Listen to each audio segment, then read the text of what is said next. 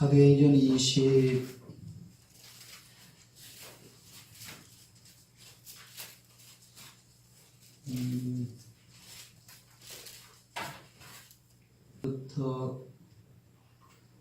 14절까지입니다. 3절부터 14절까지 우리 다 같이 한번 읽습니다. 시작. 구보로를 바라보고 이를 왼편으로 두고 수레아로 향선하여 두로에서 상륙하니 거기서 배가 짐을 풀려 하미르라. 제자들을 찾아 거기서 이레를 머물더니 그 제자들이 성령의 감동으로 바울더러 예루살렘에 들어가지 말라 하더라. 이 여러 날이 지난 후 우리가 떠나갈새 저희가 다 그 처자와 함께 성문 밖까지 전송하거늘 우리가 바닷가에서 무릎을 꿇어 기도하고 서로 작별한 후 우리는 배에 오르고 저희는 집으로 돌아가니라. 두로로부터 수로를 다 행하여 돌레미아에 이르러 형제들에게 안부를 묻고 그들과 함께 하루를 있다가 이튿날 떠나 가이사랴에 이르러 빌립 집사 중 하나인 전도자 빌립의 집에 들어가서 요한이라. 그에게 딸 넷이 있으니 처녀로 예언하는 자라. 여러 날 있더니 한 선지자 아가보라 하는 이가 유대로부터 내려와 우리에게 와서 바울의 띠를 가져다가 자기 수족을 잡아매고 말하기를 성령이 말씀하시되 예루살렘에서 유대인들이 이같이 이 띠 임자를 결박하여 이방인의 손에 넘겨주리라 하거늘 우리가 그 말을 듣고 그곳 사람들과 더불어 바울에게 예루살렘으로 올라가지 말라 권하니 바울이 대답하되 너희가 어찌하여 울어 내 마음을 상하게 하느냐. 나는 주 예수의 이름을 위하여 결박받을 뿐 아니라 예루살렘에서 죽을 것도 각오하였노라 하니 저가 권함을 받지 아니하므로 우리가 주의 뜻대로 이루어지이다 하고 그쳤노라. 아멘. 이제 정확한 구절은 7절부터 14절까지 21, 74 행 21 이렇게 돼서 그죠? 행 21 7절에서 14절까지 이렇게 해갖고 제목을 갖다 정해진 길 이럽시다. 우리의 길도 정해졌을까요? 우리의 길도 정해졌다고 볼 수 있습니다. 근데 내 마음대로 길을 선택할 자유는 아직 우리에게 있어요. 그러나 하나님이 보실 때는 이미 너희는 이렇게 가라라고 정해놓은 길이 있어요. 그죠? 이렇게 정해놓은 길은 있는데 갈 수도 있고 이제 안 갈 수도 있는 거죠. 정해진 길이에요. 또 이걸 다른 말로 표현하면은 정해진 길. 그래서 이걸 갖다가 완성자 내지는 종결자라고 하는 그런 표현을 한번 써봅니다. 이렇게. 오늘 내용은 뭐냐면 사도 바울이 3차 전도 여행을 끝나고 이제 그 땅으로 돌아온 거예요. 여기 보세요. 이렇게 이스라엘 땅이 이제 이런 식으로 이렇게 생겼죠. 이렇게 여기가 갈릴리, 여기가 요르단강이고 이렇게 하면 여기 지중이죠. 지중해 이쪽에 터키가 이렇게 있는데 여기가 이제 여기가 이런 그 섬이 하나 있는데요. 바울이 저쪽으로 3차 전도 여행을 유럽 쪽으로 하고서는 돌아와서 맨 처음에 들린 데가 두로는 항구 도시. 두로에 있고 그다음에 배를 타고 또 쭉 갑니다. 중간에 돌레마이에 또 걸렸다 그랬어요. 돌레마이도 항구 도시예요. 돌레마이 뭐라고요? 돌레마이. 근데 조금 더 쭉 오면 그다음에 가이사라는 것은 이 로마 카이저 황제의 이름을 붙여갖고 해변 도시를 갖다가 휴양 도시를 로마 황제가 만들고 자기의 명칭을 붙여갖고 가이사라라 불렀죠. 항구 도시에 여기 가봤어요. 가이사라 가보니까 막 그 마차 전차 경기장도 있고 바닷물이 쫙 들어왔다가 쭉 빠져나가면은 염전처럼 바닷물을 가두는 그런 목욕탕이 있어. 천연 해수탕이 있어. 이렇게. 그러다 이게 안반 바다를 다 깎아가지고 이렇게 염전처럼 이렇게 만들었거든요. 이게 뭡니까? 그러니까 저게 바로 그 로마 사람들이 목욕을 참 좋아했거든요. 이렇게 그런 시설이 굉장히 많더라고요. 이렇게. 그 얘기에 이렇게 두로에 있다가 이제 이 지중해를 배를 타고 들어왔어. 그 다음에 쭉 오다가 중간 종착지 돌레마이 중간 기착지 또 출발을 해야 그 다음에 이제 최종 목적지 가이사라. 예루살렘은 여기지겠죠 이렇게. 근데 가이사라에 누구냐 빌립이라는 사람이 있다. 빌립 집사 아시죠, 그죠? 빌립 집사의 집을 딱 들어갔어 이렇게. 들어가니까는 어때요? 처녀가 몇 명이에요? 딸내미가 4명 있는데 전부 다 예언하는 자다라고 이렇게 말을 하고 있죠 이렇게. 그래가지고 뭐라고 지금 표현을 하고 있느냐면은 어때요? 처녀로 예언을 해요 이렇게. 여러 날 거기 있었는데 10절에 보면 한 선지자 아가보라 하는 이가 유대로부터 내려와서 바울의 떼를 가져다가 자기 수족을 잡아내고 말하기를 성령이 말씀하시되 예루살렘에서 유대인들이 이같이 이 띠 임자를 결박해서 이방인의 손에 넘겨준다 그랬죠. 4명의 딸은 뭘 예언했는지는 모르겠어요. 근데 이 가이사라 빌립의 집에 사도 바울이 도착했다라는 소식을 받고 유대는 여기 예루살렘이겠죠. 여기는 유대, 여기는 사마리아, 여기는 갈릴리 지역이니까 여기서 아가보라는 사람이 왔어. 이 사람은 예언자예요. 딱 들어오자마자 바울의 허리띠를 쫙 풀더니 자기 손발을 묶고 이렇게 해요. 그리고 나서 지금 이띠 임자가 지금 예루살렘에 들어가면 이렇게 결박당할 것이고 이방인에게 이렇게 이제 넘겨질 것입니다. 고통이 기다리고 있다라는 거죠. 그러니까 빌립 집에 모여있던 모든 사람들이 바울 보고 예루살렘에 올라가지 말라고 말하죠. 올라가지 말라는데 바울이 뭐라 그래요? 가는 건 정해진 길이다 나한테. 이런 생각을 안 할 수도 있어요. 그래요? 그리고 이 아가보가 지금 예언하는데 성령께서 알려주셨대. 그럼 맞죠? 여기서 이제 공고와 환난을 당하고 포박당하고 결국 로마로 끌려갔다고. 거기서 이제 죽는 거예요. 예. 성령님이 알려주셨어요. 가지 말라고 하지만은 왜 이렇게 물어가지고 내 마음을 아프게 하니? 나는 예루살렘에서 죽을 것도 나는 이미 각오했다라는 거죠. 그러니까 주께서 정해진 길은 피해를 좀 봐야 돼, 손해를 좀 봐야 돼요. 오늘 본문은 요거라는 걸 다 기억하시고 어제 설교를 내가 조금 하겠단 말이지. 정해진 길. 이게 좀 바울의 얘기인데 예수님은 12제자를 선택했단 말입니다. 그럼 예수님의 12제자들을 선택할 때 어떻게 선택을 했나? 예수님의 제자들을 선택한 내용이 마태복음에는 이거 4장쯤에 나온단 말이지. 마가복음에는 1장에 나오고 그 다음에 누가복음에는 한 5장쯤에 이렇게 나온단 말이에요. 다 이 사람들은 어부였죠. 그렇죠? 자, 마태복음 4장으로 가서 예수님이 제자를 어떻게 부르시나 봅시다. 이렇게 찾아와 주셔서 감사합니다. 사람 보지 마시고 하나님의 말씀을 보시기 바랍니다.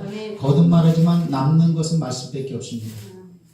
말씀을 근거로 해서 예수를 증거하고 능력과 기적과 병을 고치는 건 차후 문제고 말씀이 바탕으로 깔려 있으니 아는 내용이니까 빨리 내려갑니다. 마태복음 4장은 예수님께서 공생애를 처음 시작하기 전에 광야에서 마귀에게 40일 동안 시험받고 난 다음에 그 다음에 공생애를 한 게 제자들을 부른 거예요. 12절이죠. 그렇죠?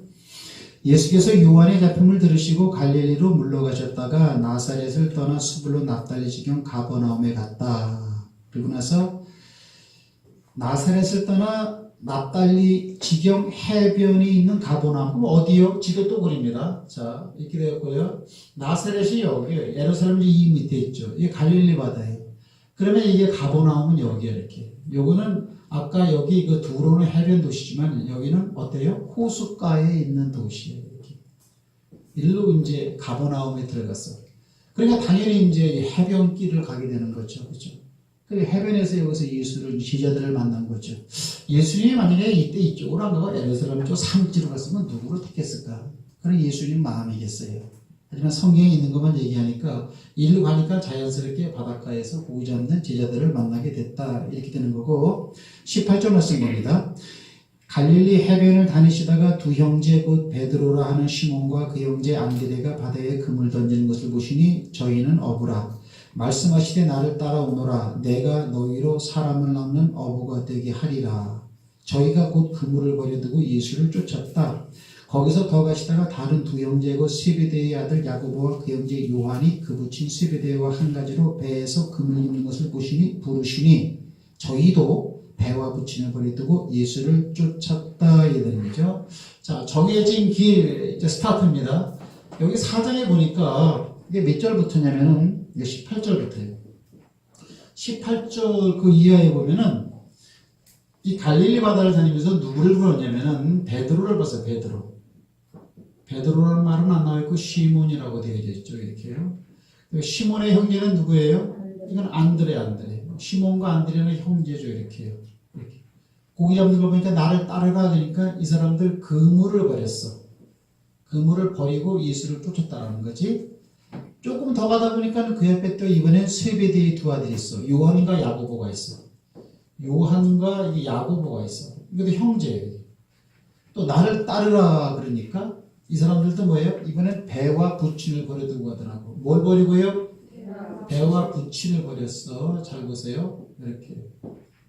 그러면 예수님이 이들에게 뭐라 그랬냐면은 나를 따르라 그랬죠. 따르라. 마가복음 1장도 한번 가보겠습니다. 마태는 이렇게 제자들을 선택하는 부분을 얘기했고요. 마가는 그거를 뭐라고 표현하냐면은 마가복음 1장에 보면은 몇 절이죠? 거기 보면은 16절 말씀이네요. 그죠? 16절 말씀에 보면은 갈릴리 해변으로 지나가시다가 시몬과 그 형제 안드레가 바다에 금을 던지는 것을 보시니 저희는 어부라. 같은 내용이에요. 나를 따라오너라. 내가 너희로 사람을 낚는 어부가 되게 하리라. 그물을 버려두고 쫓았어요. 조금 더 가시다가 세베대의 아들 야고보와 그에게 요한을 보시고 저희도 배에서 그물을 빚는데 곧 부르시니 그 아비 세베대를 사꾼들과 함께 배에 버려두고 예수를 따라가니라 그랬죠. 이거는 16절이네요. 16절 그 하반절에 이렇게. 여기도 보면 거의 내용이 똑같아요. 이렇게. 그러니까 한 상황을 갖다가 지금 말을 하고 있으니까. 이런 거고, 요한과 야고보도 배에 버려두고 나를 따르라. 이렇게 말했죠. 그러면 나를 따르라는 것은 왜 나를 따르라는 거예요? 예수님이 뭐라 그러냐면 이제부터는 너희는 사람 낚는 어부 되게 하겠다라는 거죠. 사람 낚는 어부예요. 자, 여기 보세요. 칠판을 보셔야 돼. 나를 따르라고 막연하게 말한 게 아니고 왜 나를 따르느냐? 사람 낚는 어부 되게 한다라는 따르라는 말의 내용은 이거야. 그렇죠? 그러니까 사람 낚는 어부가 어떤 뜻인지 그들이 알았는지 몰랐는지는 잘 모르겠어. 그러나 이 말을 듣고 바로 따랐다라는 거죠. 왜? 여기 보면은 따랐는데 곧이라는 말을 쓰고 있어요. 이렇게 금방 따랐다라는 거죠. 이렇게. 그래서 여기 마태는 누구예요? 세리 아니야? 세리. 그렇죠? 마태복음 9장인가 거기 보면 이게 세리를 부르죠. 세관에 앉아있는 세리를 부르죠. 근데 마가는 내용을 거의 비슷하게 이야기를 하고 있어. 똑같이 얘기를 하고 있어. 이렇게. 근데 누가는 이 동일한 상황인데 마태복음과 마가복음에는 없는 어떤 내용을 추가로 기록을 하면서 제자 부르는 내용을 언급하고 있다는 거죠. 누가복음 5장입니다.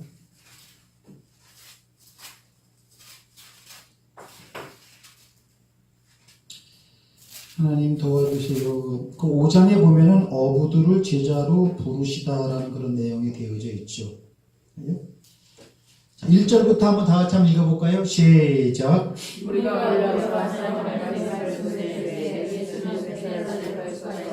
호숫가에 두 배가 있는 것을 보시니 어부들은 배에서 나와서 그물을 씻는지라.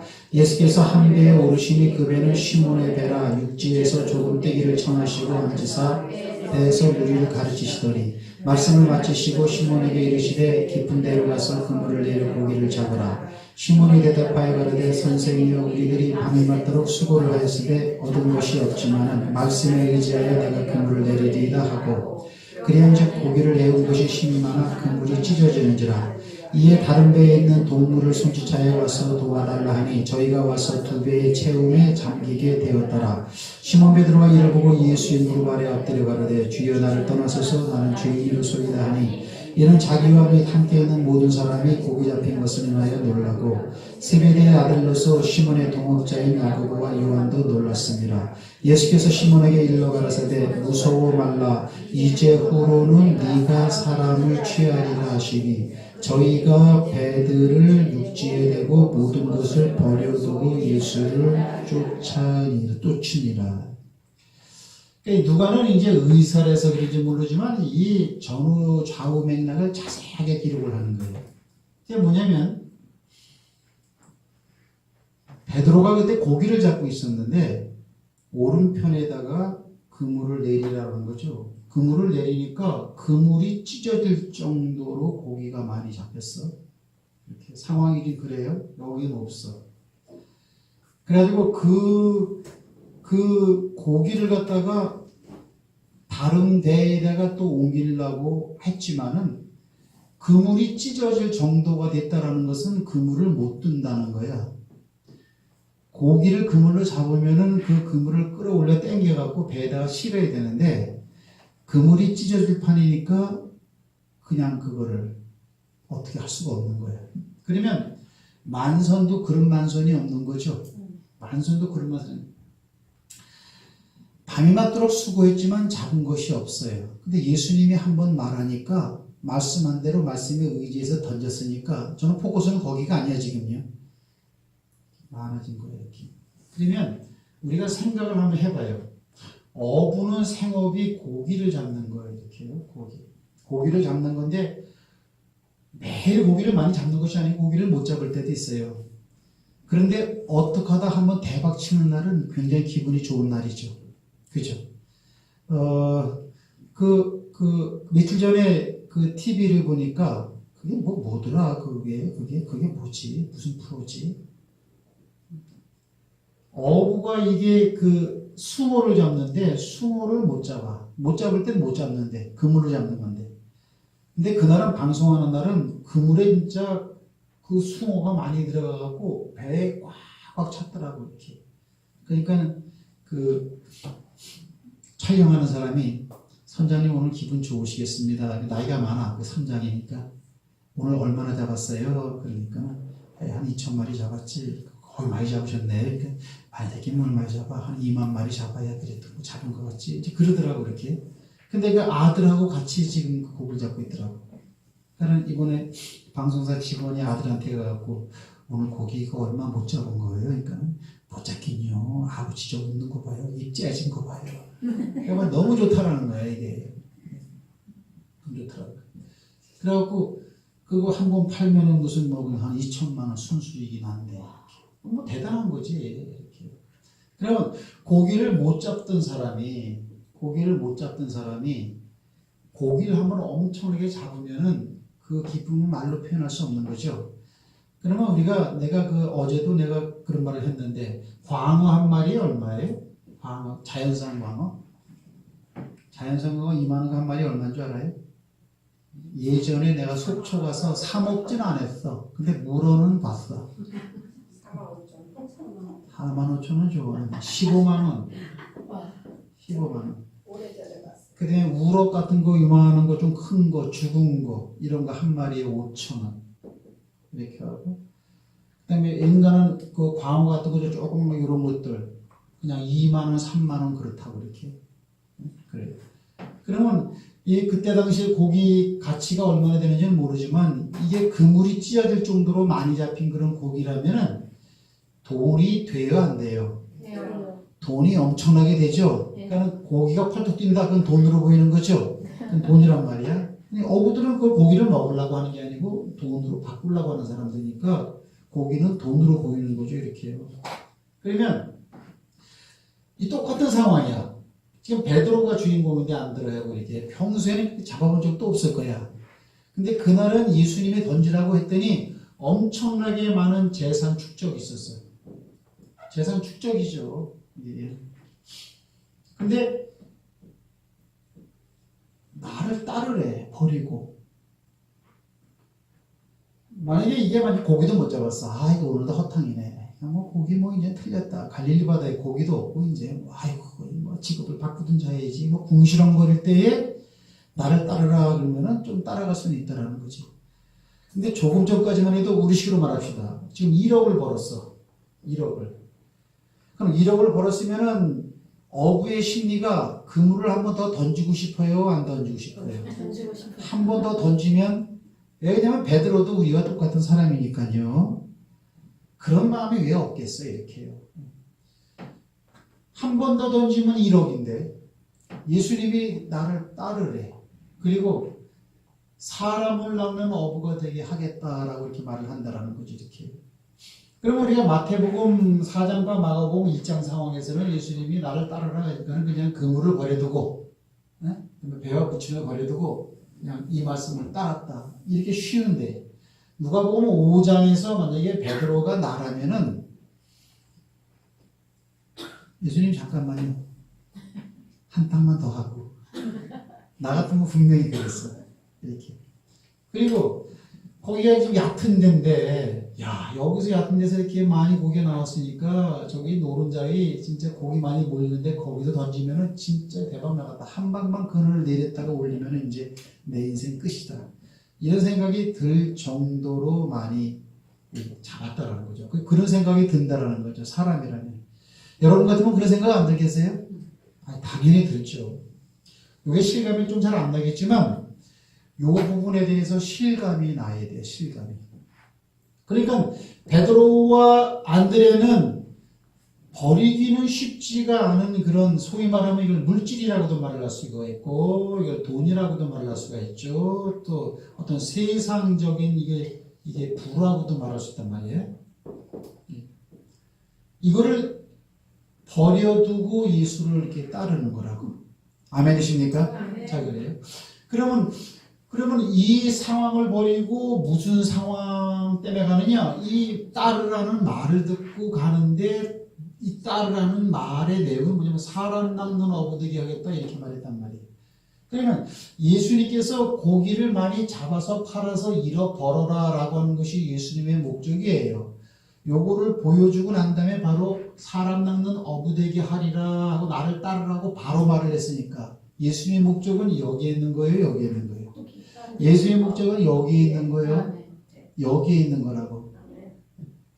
그러니까 아마 모르겠어. 베드로와 안드레는 아마 와. 그 옆에서 구경했던 요한과 야고보도 저분이 누군데 저분이 말만 하면 저분 따라다니면 뭐가 되겠다.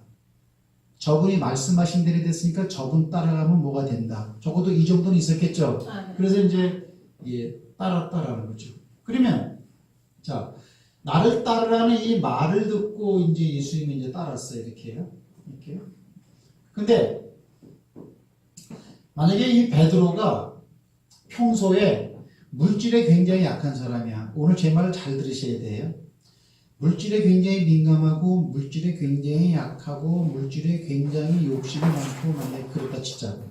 여기 만약에 이렇게 해서 여기 이 물질에 대해서 평소에 걱정이 많은 사람이고 뭐 같은 말인데 물질에 대해서 근심이 많은 사람이고 또 물질에 대해서 반대로 자랑을 하는 사람이고 또 물질이 많기 때문에 또 나는 너와 틀려 뭔가 이 교만한 마음이 있고 또는 이 물질 때문에 또는 뭐 전전긍긍하는 어떤 그런 아주 그 고통을 받고 있는 이거는 물질이 없기 때문에 이런 생각이 드는 거고 요거는 물질이 많기 때문에 드는 생각이에요. 둘 중에 하나 매여져 있으면 이 상황에서는 돈을 내가 더 벌어야 된다는 그런 사실이고 요 상황이라면은 내가 뭐 더 이상 아쉬운 게 없는데 이런 생각이 들어버리는 거예요. 만약에 이 베드로와 안드레가 이 물질에 대해서 하나, 둘, 셋, 넷, 다섯 가지 내용 가운데 어떤 또는 무슨 뭐라 그러죠? 그 여운, 아깝다. 예를 들면 그런 거라도 그의 마음에 있었다면은 사람 낚는 어부되게 하려는 말씀은 따라가기가 쉽지가 않은 거예요. 이거 꼭 기억하셔야 돼요. 특히 목회자들은 이걸 꼭 기억하셔야 돼요. 이렇게. 그러면 나를 따르라라고 하는 게 말이죠. 그죠? 예수님 말이죠. 근데 말은 뭐예요? 말은 우리가 요한복음 1장 1절에 보면 태초에 말씀이 계신다고 말을 하고 있고 이 말씀은 하나님이라고 그랬죠. 그죠? 말씀을 그들이 따라갔다라는 것은 결국 하나님을 따라갔다 이런 뜻이 되어지는 거예요. 이렇게요. 여러분 말씀 따라가시기 바랍니다. 지금은 몽롱한데 확 다 고칠 거예요. 보여? 자 이렇게. 그러면 내가 이 부분을 내가 조금 더 한번 짚어줄 거예요. 이 부분을. 요거는 물질이 많은 경우, 물질이 없는 경우에 이런 생각이 드는 거죠. 그죠? 만약에 물질이 굉장히 많다. 나는 물질에 자랑이 있고, 물질이 많기 때문에 넉넉하고, 부족한 것이 없다. 그런 사람들의 마음은 뭘까요? 좀 어려운 얘기야. 어려운 얘기야. 성경 얘기니까 잘 들으세요. 에스겔서 28장은 우리가 잘 알고 있는 거예요. 계명성에 대한 얘기죠. 자, 에스겔서 28장 한번 가봅니다.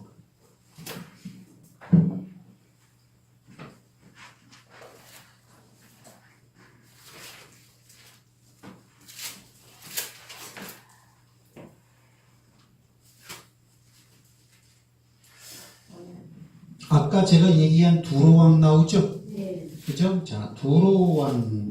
그 두로가 그쪽이 지역이란 말이에요. 해변의 그 두로왕인데 1절에 보면 여호와의 말씀이 또 내게 임하여 가라사대 에스겔의 말씀이 임했어요. 인자야 너는 두로왕에게 이르기를 주 여호와의 말씀에 너는 마음이 교만해서 네가 툭 말을 하면 무슨 말을 하는 줄 알아? 나는 신이라고 한다. 야, 참 재밌어. 잘 보세요. 다시 두로왕한테 내가 이 말을 하는 걸 전해주라는 거예요. 에스겔에게. 뭐냐? 네 마음이 교만하여. 그러면 두로왕이죠. 두로왕의 마음이 교만하대. 교만해서 하는 말이 뭐냐면 나는 신이다. 내가 하나님의 자리 곧 바다의 중심에 앉았도다. 그래서 네 마음이 하나님의 마음 같은 째 할지라도 네 놈은 사람이지 네가 그렇다고 신이냐? 이렇게 말을 전하라는 거예요. 무슨 말인지 아시죠? 네. 자 보세요. 여기 지금 두로는 여기 두로라 그랬어요. 이스라엘 땅 지중해 이쪽 지역에 여기 두로가 지금 어디냐면 지금 한참 내전이 일어나고 심각한 시리아 지역이에요. 시리아. 근데 두로 왕의 이르기를 너는 두로 왕에게 하는 말인데 너는 교만하대. 교만하대. 그래서 뭐라고 말을 하냐면은 혹시 내가 신이 아니야? 이렇게 나는 신이다. 여기까지 이렇게 교만하게 말을 한다는 거예요. 이렇게. 하지만 너는 사람이요 신이 아니다. 이렇게 말하죠. 3절 말씀 보면은 네가 다니엘보다 지혜로워서 은밀한 것을 깨닫지 못할 것이 없다 하고 이게 뭐예요? 두로왕이 평소에 그렇게 스스로 생각한다는 거예요. 다니엘이가 꽤 지혜로운 사람이었잖아. 그죠? 다니엘이처럼 나도 참 지혜롭고 나는 참 못 깨닫는 게 없고 뭐 이렇게 교만이 참. 4절 말씀 보면은 내 지혜와 총명으로 재물을 얻었으며 금, 은, 곡간에 저축하였으며 그 다음에 내 큰 지혜와 장사함으로 재물을 더하고 그 재물로 인하여 내 마음이 교만하였도다. 그랬죠? 자 보세요. 5절 말씀의 내용이 뭐예요? 이 교만이 어디서 나와요? 재물 때문에 그렇다는 거죠? 네. 재물이에요. 재물. 그러니까 재물이 많으면은 자, 잘 들으세요. 근데 내가 이 성경 말씀을 놓고 사람들의 심리를 보면 다 이래요. 두로왕은 분명히 사람이야. 사람인데 바다 한가운데 앉았다고 말하고 있잖아요. 여기 바다인데 여기는 그 무역업을 하는 동네거든요. 여기가 무역업. 항구가 있어 여기. 그러니까 바다 한가운데 있다는 것은 뭐냐면 바다를 제패하고 거기서 무역을 굉장히 왕성하게 했나 봐. 그러니까 이제 재물이 많아진 거죠. 결론적으로 재물 때문에 네가 교만했고 교만한 생각의 끝이 어디까지 갔냐면은 나는 못하는 게 없다. 이런 마음을 가지고 있다라는 그런 얘기죠. 그렇습니다. 6절 말씀 보면 그러므로 나 주 여호와가 말하노라 내 마음이 하나님의 마음 같은 채 하였으니 그랬어요. 그죠? 하나님의 마음 같은 채 했던 왕 두로왕이요. 이렇게요. 그러면 이제 하나님이 볼 때 두로왕은 하나님이 볼 때는 7왕이요. 아니면은 가꾸어주고 이렇게 도와줘야 할 왕이요. 하나님이 볼 때는 7왕이죠. 그러니까 하나님의 입장에서는 두로왕이 불쌍한 거죠. 그래서 두로왕한테 애가를 불러라고 말하고 있죠. 애자 뭐야 애자? 슬플 애자. 애가를 불러라. 초상집에 가면 울잖아. 그걸 애가라 그러잖아.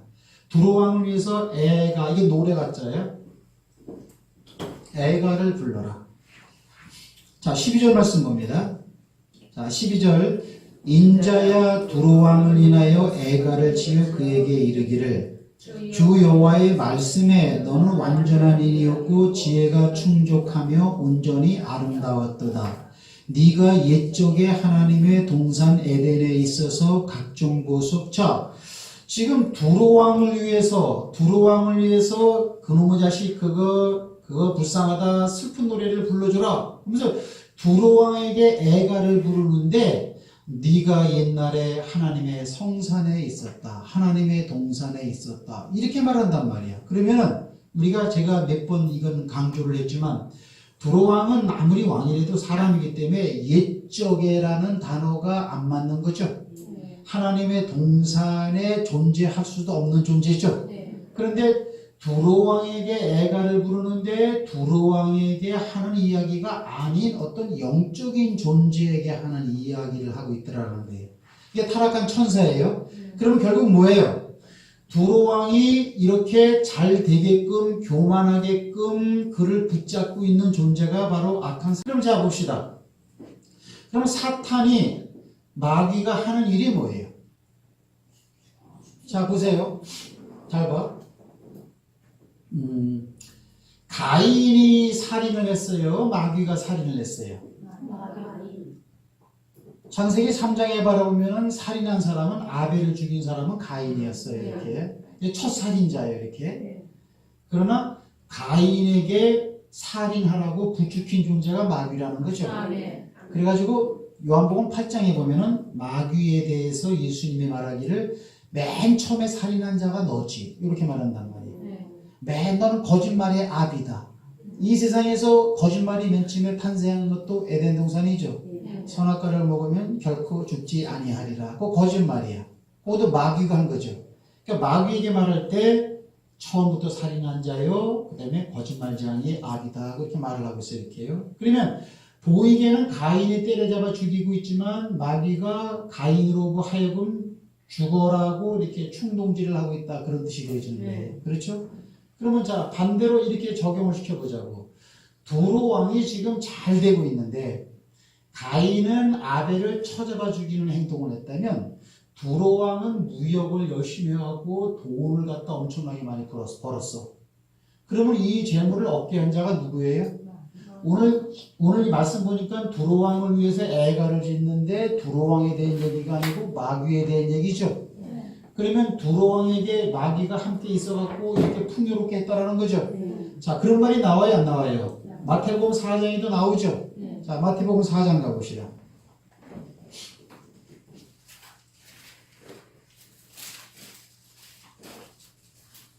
마태복음 4장 정해진 길이요, 정해진 길.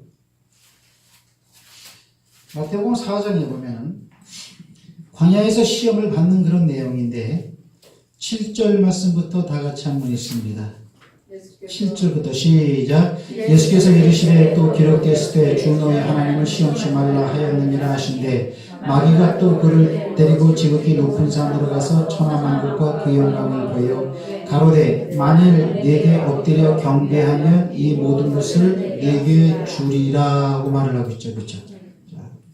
지금 마귀가 하는 얘기인데 높은 산에 이렇게 딱 예수를 갖다 올려놓고 천하만국을 다 보여줬대. 천하만국이니까 온 세상을 다 보여준 거예요. 여러분이 아시는 거니까 하는 말이 뭐냐면 나한테 어때요? 경배하면은 이 모든 것을 내가 너한테 주리라.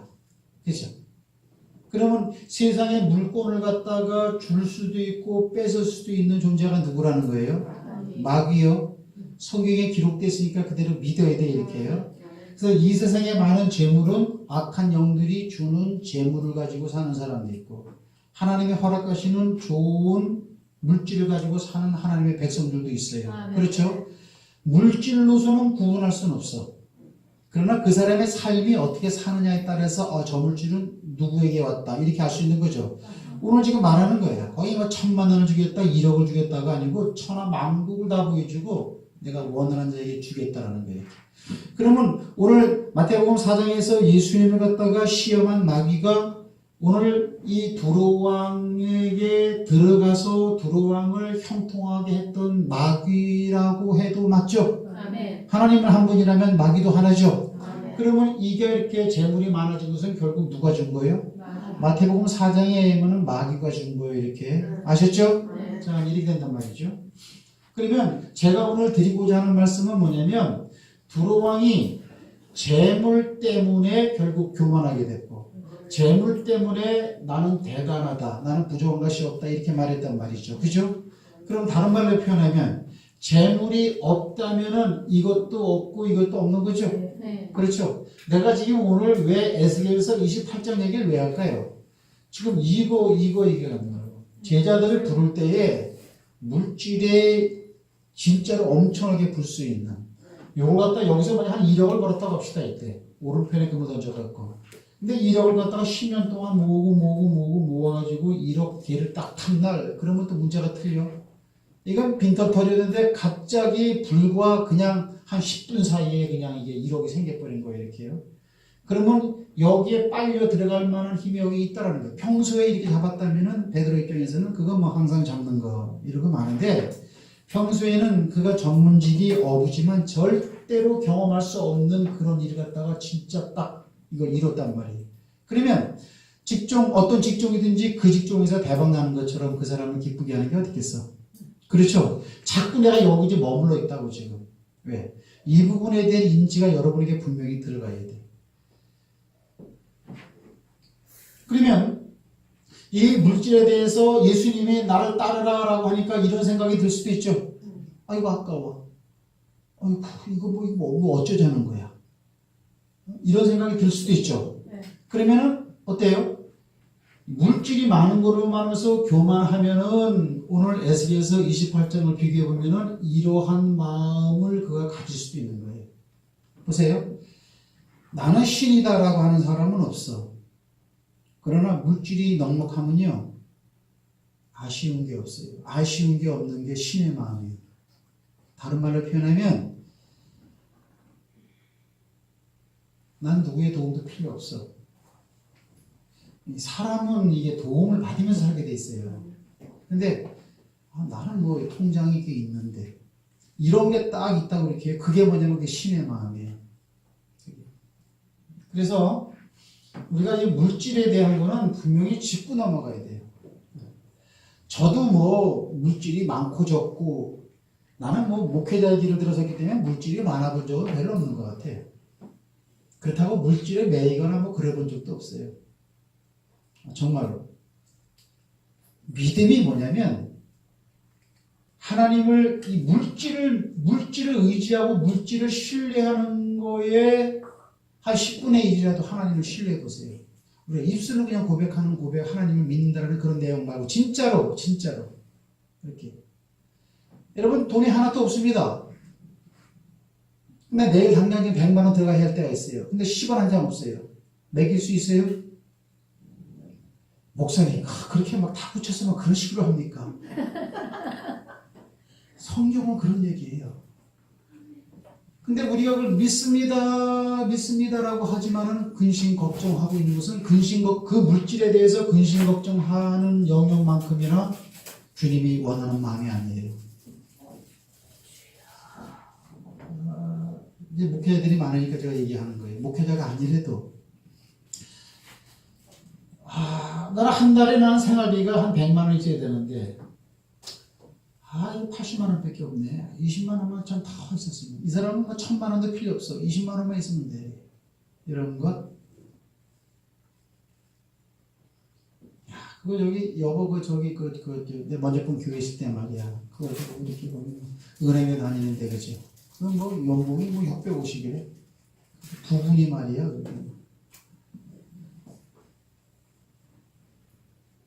그렇게 뭔가 아쉬운 게 없어. 아쉬워야 되는데, 심령이 항상 가난해야 되는데, 이 물질 때문에 버틸 만한 뭐가 있는 거예요, 이렇게. 그게 뭐냐면, 이 식으로 말하면, 내가 나를 신이라고 말하진 않지만, 하나님 없이도 머니가 있으니까 그걸 해결할 수 있다는 그 생각은, 그건 신을 의지하는 생각만큼이나 돈을 의지하는 거기 때문에 똑같아요. 돈을 주면 그 문제가 해결이 되잖아요. 하나님이 그 문제를 해결할 수 있잖아요. 그래서 우리가 마태복음 6장인가 보면 뭐예요? 무엇을 먹을까 마실까 입을까 염려하지 말라. 이것은 이방인들이 구하는 것이니. 그죠? 그럼 먹을 것, 입을 것, 마실 것을 염려하는 사람이니까 이 사람은 부자예요? 가난한 사람이에요? 내가 생각할 때는 가난한지 부자인지 모르겠는데 문맥적으로 보면 넉넉한 사람은 아닌 것 같아요. 평범 이하야. 이 사람은 가난한 사람이에요. 먹을 거, 마실 거, 입을 거, 가난한 사람이에요. 이렇게. 요거 하지 말라라는 거예요. 이렇게. 그러면 우리가 한 것처럼 계시록 3장에 보면 에서보도 사빌라 라오디게 교회의 특징은 뭐냐면은 너는 부자라. 내가 부족한 것이 없다 하나. 네가 안약을 써서 눈을 발라보고 휘는 써서 입고 다시 보라라고 말하죠. 그죠? 뭐냐면 나는 부자라. 나는 아무것도 부족한 것이 없다 하나. 네 헐벗은 것과 가련한 것과 뭐 그런 거 나오죠. 굶주린 것을 네가 보지 못하는 거. 육적으로는 아마 무술 때문에 넉넉해 볼지 모르지만 그 사람의 속 영혼은 뭐예요? 굶주려 있다라는 거지. 헐벗어 있다라는 거지. 거지 새끼라는 거죠. 이렇게. 그러면 자, 요 얘기는 빼버리고 라우디게 교회에 그 사람들이 뜨뜻미지근 그래서 너를 토해 내쳐버리겠다라고 말하는 것은 물질 때문에 그런 거죠. 아쉬운 게 없는 거예요. 자, 그것도 빼버리고 라우디게 교회는 부자죠. 물질에 대해서 마태복음 6장이 가난한 사람이라면 계시록 3장은 부자야 이렇게. 가난하다 그래서 너무나 염려 근심 걱정하면 안 된다라는 거고 돈이 많다 그래갖고 나는 부자라 뭐 부족한 것이 없다 하나 부족한 것이 없는 여유의 마음 이것도 안 되는 거야. 물질에 대해서는요. 무슨 말인지 아시죠? 네. 성경 말씀이니까 그러니까는 나란 사람이 어떤 성향의 사람인가를 갖다 채팅을 해봐야 돼 이렇게요. 돈이라는 것은 항상 좋은 거죠. 뭐 돈이 있다 없다 돈을 갖지 말라 그런 얘기는 한 번도 한 적 없어. 그거와 상관없이 돈에 많고 적음에 내 어느 정도의 소유가 됐든지 간에 절대 여기에 매이면 안 된다. 이거를 의지하면 안 된다. 하나님을 진짜 의지해야 된다는 거예요. 아멘이십니까? 네. 자, 그래서 물질을 섬기지 말라 그랬죠. 그죠? 물질을 섬기면 뭐예요? 하나님을 섬기는 것보다 더 중히 여긴다 그랬죠. 물질을 더 중히 여기고 이는 경히 여긴다 그랬어. 경은 가벼울 경지 아니야. 중은 무거울 중자고. 즉 나란 돈이 많아. 그러면 거기에 무게감이 걸려간다는 거예요. 그러면 상대적으로 하나님은 가벼워져 버리는 거예요. 이건 주님이 하시는 얘기예요.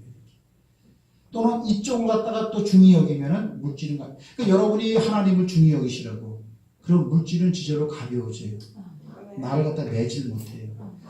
일단 기본적인 그런 틀이 있어야 된다. 그 정도의 소양력이 우리에게 갖춰져 있어야 된다. 이게. 그걸 한 다음에 우리가 이제 말씀을 따라가야 된다는 거죠. 그런 거예요. 자, 오늘 뭐냐? 나를 따르라가 목적이야. 예수님은 여기서. 나를 따르라가 목적인데 나를 따르라 부르기 이전에 그들로 하여금 확 눈이 뒤집어질 정도로 엄청난 물질을 주어봤어요. 이렇게. 그리고 직후에 바로 나를 따르라 그러니까 세상에 껌딱지 같은 이 그물을 버리더라고. 이 그물에 있는 고기 이거 다 정리도 못했을 거라. 이거 버리고. 그 다음에 요한과 야고보는 배와 부침을 버려두고 또 따랐다 이렇게 되어지는 거예요. 이렇게. 그러면 따르는 순간에 그들은 뭘 낚아야 돼요? 요거 낚는 어부가 돼야 되는 거죠. 근데 그들은 따르면서도 뭘 낚으려고 그래요? 이렇게 물어보면 좀 이상해? 전도사님은 뭘 낚아요? 전도사님은 사람 낚으려고 했었죠. 다 우리가 사람 낚으려고 했지. 분명히 사람 낚는 어부가 된다 그랬는데 이 사람들은 예수를 따라가면서 무슨 가치관으로 따라가느냐. 저분 말 한마디면 무조건 돼버리네. 야, 그물로도 뭐 대박 터뜨렸는데 저분 따라가면은 이게 내가 지금 뭐 이제 뭐 저런 분을 만났는데 어부 생활하게 됐어 지금 이거. 그리고 사람을 낚으려고 하는 게 아니고 뭐예요? 세상을 낚으려고 하는 거예요. 그렇죠? 마태복음 19장 말씀 봅시다.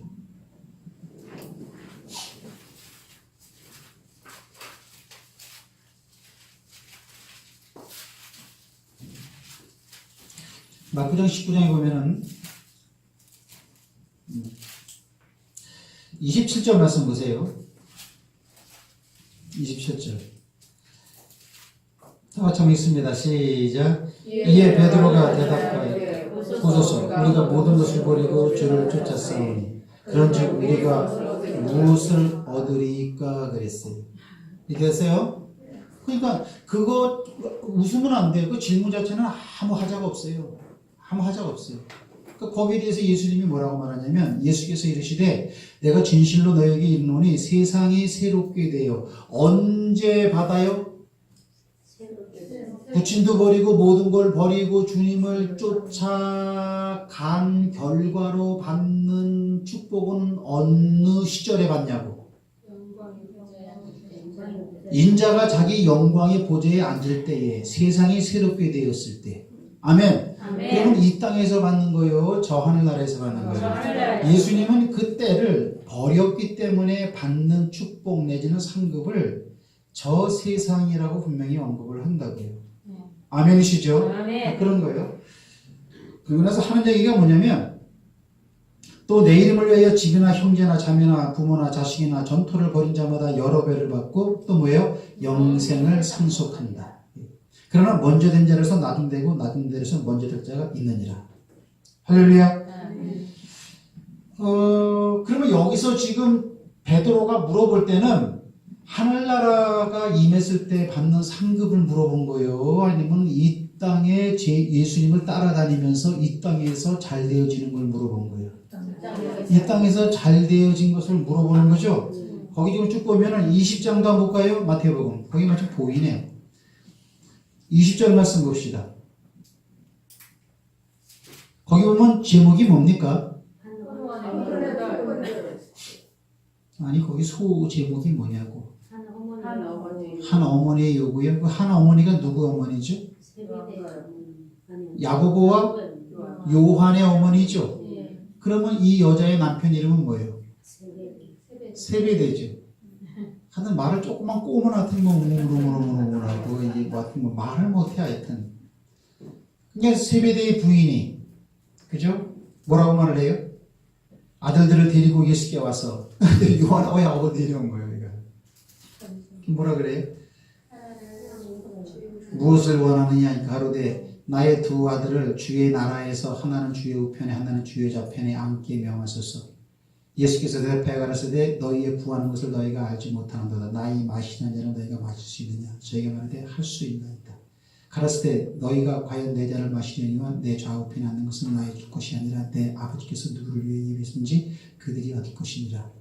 그 열제자가 뭐예요? 두 형제가 대해서 분이하겠다. 화를 냈다라는 거죠. 이렇게. 자, 그럼 여기를 보면은 지금 이 세베대의 부인이 자기 두 아들을 데리고 와서 우리 아들들을 잘되게 해달라고 이렇게 말을 하고 있다는 사실이죠. 이렇게. 그러면 여기서 볼 때에 이 제자들의 가치관은 뭐냐면은 이거를 버린 것이 아니고 예수를 따라다니면은 이 부분이 더 커지는 걸 받는다. 이거야, 이거. 하지만 예수님은 나는 섬김을 받으려고 온 게 아니고 섬기려고 왔고 많은 사람의 대속물로 내 목숨을 버리기 위해서 왔다. 예수님도 말하기를 내가 마시는 잔을 너희가 마실 수 있느냐? 너희들이 그거를 구하는데 구하기 이전에 그거를 받을 수 있는 길을 내가 가려고 하는데 그 길을 따라올 수 있느냐? 그거죠. 그죠? 그 길이 뭔 길인지도 모르고 다 하셨다고 큰 소리 뻥뻥 쳤어요. 근데 못 따라갔어요. 다 못 따라갔어요. 그 다음에 또 하나는 뭐냐면은 예수님이 겟세마네 동산에서 붙잡혀 돌아가실 때 그냥 별 내용은 아니야. 알고 있는 내용이야. 성경 말씀을 우리가 부분적으로 다 알고 있지만은 그 말을 갖다가 어떤 주제로 어떻게 꿰느냐 하는 게 지혜지. 성경 말은 뭐 세월이 간다 그래서 또 뭐 오묘한 말이 뭐 더해지고 또 뭐 이렇게 구약 보니까 이런 말이 있었는데 어떤 말이 생기고 그건 아니잖아. 그죠? 성경을 다 외우는 사람도 있을 것 같으면 하나님의 말씀을 하지만 그 말씀을 어떤 주제로 어떻게 꿰느냐 하는 것이 그게 내가 생각할 땐 지혜다라는 거죠. 똑같은 말이라도 그런 폭을 자꾸 넓혀야 돼 이렇게요. 그러면 예수님의 겟세마네 동산에서 붙잡히실 때에 베드로는 어때요? 품에 칼을 품고 있었다고. 그죠? 그럼 베드로가 칼을 품에 품고 있었다는 것은 그가 하늘나라에 대한 소망을 두고 예수를 따라다니는 거예요. 아니면 이 땅의 소망을 두고 이 땅에서 일확천금을 얻으려고 예수를 따라다니는 거예요. 그거죠. 왜요? 이제 인자가 다 붙잡혀 죽으리라. 그러니까 다 도망가 버렸어. 나는 그럴 수 없다라는 거죠. 그래서 요런 상황에서 나를 따르라 그래서 따랐지만은 예수님이 가는 길이 어떤 길인지를 모르고 세상적인 모든 가치관을 두고 세상의 축복의 완성자로 예수를 알고 그들이 따랐을 때 주님은 결코 그 길을 그들에게 주지도 않았고 보이지도 않았고 이 땅에서 망하는 길을 갔어요. 인간이 갈 수 없는 거야. 따라서 못 따라간다. 못 따라간다. 못 따라가요. 절대로 못 따라갑니다. 그거는 우리의 신분이 평신도든지 목회하든지 그건 상관없어요. 망하는 길로 예수님이 가는데 못 따라가요. 내 가치관이 이 땅에서 성공이라는 어떤 타이틀의 슬로건을 가지고 있다면 결국 못 따라가게 됐어요. 자, 그러니까 이들도 다 버렸어요. 이렇게 버렸단 말이지 이렇게. 그런데 요 상황이 맨 앞에 있는 분 강도사님의 사진 한번 찍으셔요. 사진 찍었고 내 핸드폰으로 사진 보내세요. 땡겨가지고 지울 거예요.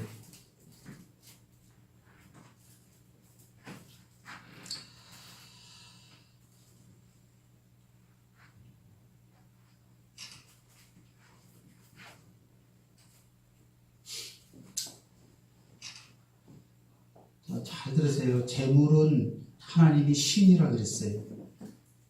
재물은 신이라 그랬어요. 하나님과 재물을 겸해서 섬길 수 없다 그랬어요. 재물은 귀한 거지만 사람에게 재물이 오면 그거는 누구보다도 확실하게 의지할 만한 뭐가 되기 때문에 하나님 차원이에요.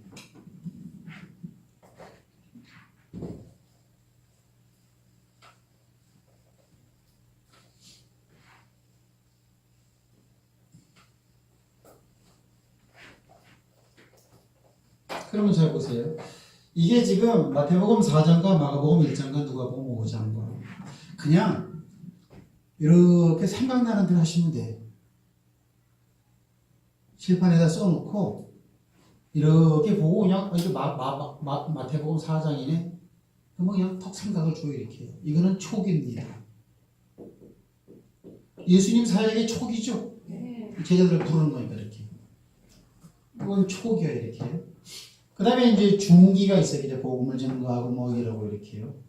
그 다음에 예수님께서 요한복음 20장에 보면 십자가에서 죽으시죠. 죽고 났어요. 죽고 난 다음에 다시 살아나셨는데 천사들이 예수님의 그 굴 속으로 예수의 시신을 수습하러 온 마리아와 그 여자들 일행에게 뭐라고 말했어요? 천사들이 뭐라 그랬죠? 전사님. 왜 여기서 찾느냐? 그렇죠. 그런 말도 있죠. 또요. 왜 강도사님은 고개를 숙여? 뭐 다 보여. 또 뭐라 그랬어요? 갈릴리로 가라. 너에게 이른 것처럼 갈릴리에 가라. 그럼 예수님이 그 전에 십자가 죽기 전에 이들은 벌써 어때요? 내가 죽는 순간에 옛날 생활로 되돌아갈 것을 예수님은 알고 있는 거죠. 혹시 예수님이 나를 알고 있다고 생각하지 않으세요?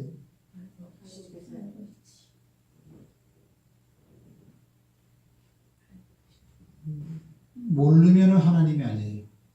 예수님은 분명히 여러분을 다 알고 계십니다. 나를 정확하게 알고 계십니다. 어느 정도예요? 나에 대해서 나도 모르는 걸 알고 계셔. 물리적으로는 내 머리 끝까지도 다 믿긴 줄 아시고.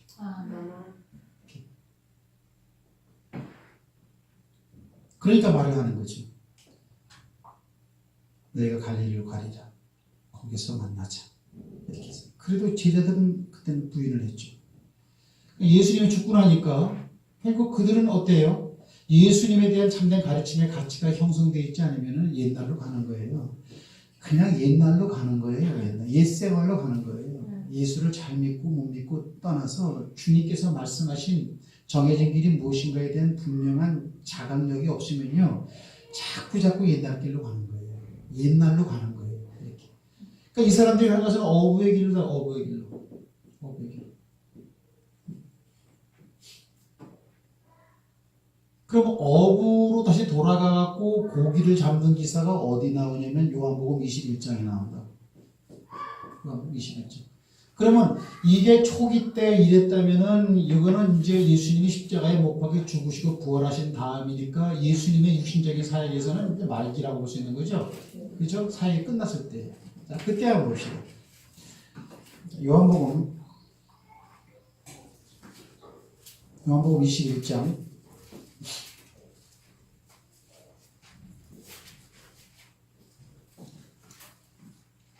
요한복음 21장입니다.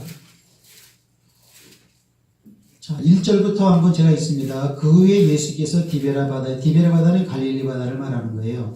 또 제자들에게 자기를 나타내셨으니 나타내시는 데 이러하니라. 시몬 베드로와 디두모라 하는 도마와 갈릴리 가나 사람 나다나엘과 세베대의 아들들 또 다른 제자 둘이 그때는 함께 있어. 시몬 베드로가 나는 물고기 잡으러 가노라 하매 저희가 우리도 함께 가겠다 하고 나가서 배에 올랐으나 이 밤에 아무것도 잡지 못하였다 그랬죠. 밤새도록 밤낚시를 한 거죠. 밤에 이제 큰 고기가 많이 나오거든요. 이렇게. 못 잡았어.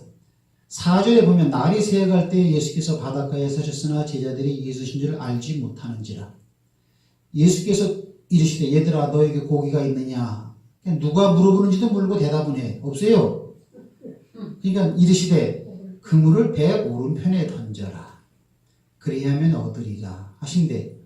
누군지 모르고 하라니까 한번 던져봤어. 고기가 많아도 그물을 들 수가 없더라. 그러니까 그물을 들 수가 없다는 거나 먼저 번에 그물이 찢어지게 됐다라는 거나 같은 거죠. 그러면 생각을 해봐요. 밤새도록 고기를 못 잡았는데 여러분 저를 한번 보세요. 저는 저는 뭐 강원도 출신이라 낚시를 좋아해요. 낚시를 안 하려고 하는데 하게 되는데 그러면 고기를 꼭 이 10마리를 잡아보려고 하루 종일 흔든다고 이렇게. 그러면 고기가 24시간 고기들이 그 밥을 먹어요. 먹는 시간이 따로 있어요. 고기들도 먹는 시간들이 사실은 따로 있다고요. 그럼 가장 잘 먹는 시간이 아침하고 저녁 때야. 그래서 아침 저녁에 고기가 잘 먹는다 그래. 그건 다른 말로 표현하면 걔들이 식욕을 가장 느낄 때 이렇게 해요. 근데 한여름에 섭씨 막 35도씨로 올라가는 그 더운 쨍볕에 고기 잡아보겠다고 이렇게 하면 고기가 물어야 안 물어요? 이들은 한 마리도 안 물어. 근데 용을 써도 안 돼 이렇게. 근데 지금이 그 지경이야. 이건 어느 한 시점이 아니고 밤새도록 했는데 한 마리도 못 잡았어. 그러면 더 고기를 잡고 싶어요? 안 잡고 싶어요? 빨리 집으로 가고 싶다고. 그때는. 아주 빨리 집으로 가고 싶어. 여러분 학교 다닐 때 소풍 가도요. 재밌어도요. 오후 한 4시, 3시 되면 집으로 빨리 가고 싶죠? 귀찮아. 집이 최고 좋은 거야. 이렇게. 집으로 빨리 가고서 낚시하기가 진짜 싫다고 아무것도 하기 싫어요. 지금이 그 상황이라고 이렇게. 근데 오른편에 그물을 던져라. 그물을 던지니까 이 그물을 갖다가 들 수 없게 됐어. 그러면 지금 무엇의 재현이에요? 자, 여기 재현. 그죠? 무엇의 재현이에요? 초기 때 누가복음 5장의 재현이죠? 재현. 그러니까 비로소 저분이 누구야? 이렇게 된 거죠. 그죠? 예수시라고 알아봤어요. 그렇죠? 그 다음에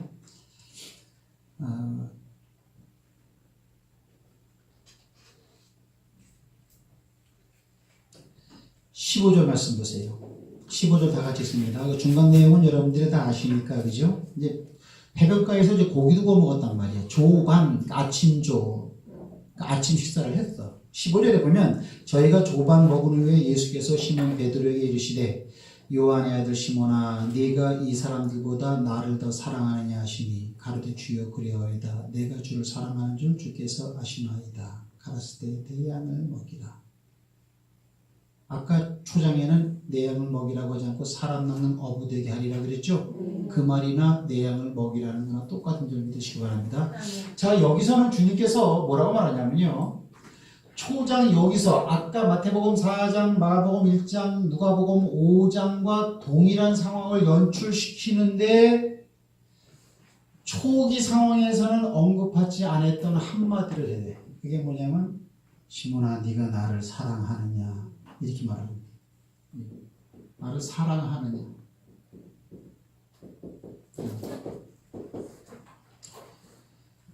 그런데 뭐라고 표현하고 있냐면 이 사람들보다 나를 사랑하느냐 그랬죠?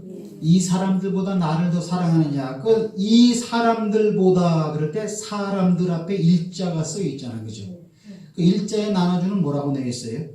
밑에 보면 것들보다 이것들보다 그런 뜻이에요.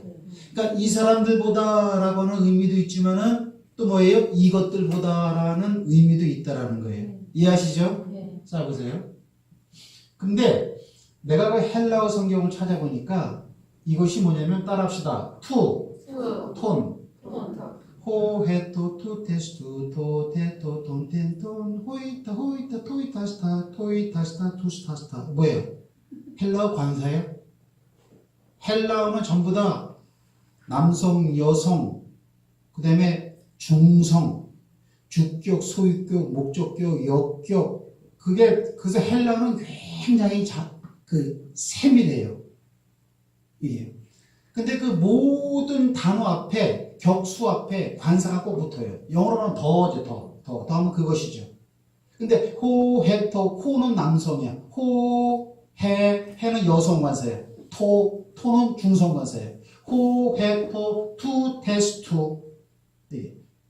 그리고 지금 남성 이건 단수면 이건 복수에 그 사람들 하면 호, 해, 토, 투라고 하는 관사를 붙인다고. 근데 톤으로 되어 있어요. 톤이 뭐냐면요. 이 사람들이 아니고 이것들이에요. 이것들. 이게 원래 정석적인 해석이에요. 우리 성경에는 이제 이 사람들보다 그것도 이제 그 의미는 있어요. 그러나 좀 더 원어적으로 따지고 들어가면은 이것들보다 더 나를 사랑하느냐. 이게 맞는 거예요. 그러면 그 갈릴리 디베라 바닷가에서 조밥 먹을 때에 이것들보다 더 나를 사랑하느냐라고 하면은 지금 뭐 고기 구워 먹고 나면 뼈다구보다 더 사랑한다는 거예요? 그게 아니죠. 뭐예요?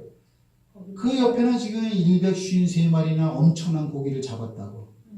이것들보다라고 할 때는 모래스나니는 귀중한 게 뭐 있겠어? 고기밖에 더 있겠어? 더 나를 사랑하느냐? 이렇게 물어보는 거죠. 이렇게.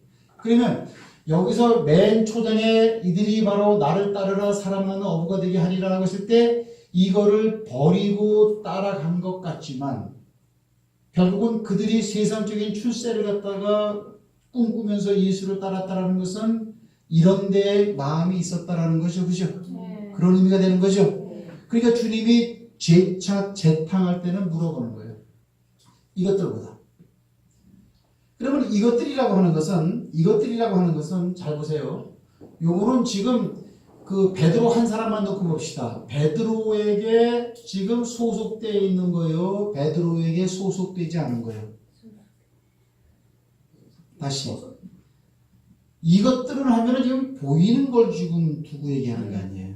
그렇죠. 그러면 베드로에게 소속되어 있는 걸 지금 이게 물어보는 거죠. 제가 뭐 설교는 어설프게 하는데 강의는 여러분이 가지고 있는 것 중에 귀하다고 생각하는 것. 예를 들면은 이것들 다 그랬을 때 세상 명예, 세상 권세 이래버리면은 나하고 적용시킬 수가 없어요.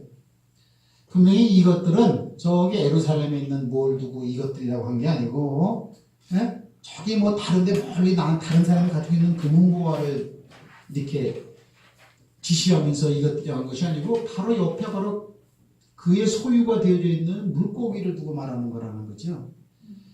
그럼 이것들보다 나를 더 사랑하느냐라고 하는 뉘앙스가 뭐예요? 오늘날 우리에게 적용을 한다면 내가 가지고 있는 것 중에서 내가 또 즐겨하는 것 중에서 혹시 내가 또 귀히 여기는 그 어떤 것들보다 나를 더 사랑하느냐 그러면 되겠죠. 사람에도 좋아하는 추구하는 어떤 그런 건 있다라는 거죠. 저도 있어요. 저는 이게 아까도 말했지만 견진학 씨를 이걸 그만두려고 그러는데 참 못 그만둬. 하지만 하나님이 우리도 주신 줄 믿고 이때 가갖고 기도하고 말씀 듣고 그런 시간이 더 많으니까 이게 좋더라고. 그런 것도 있더라고요.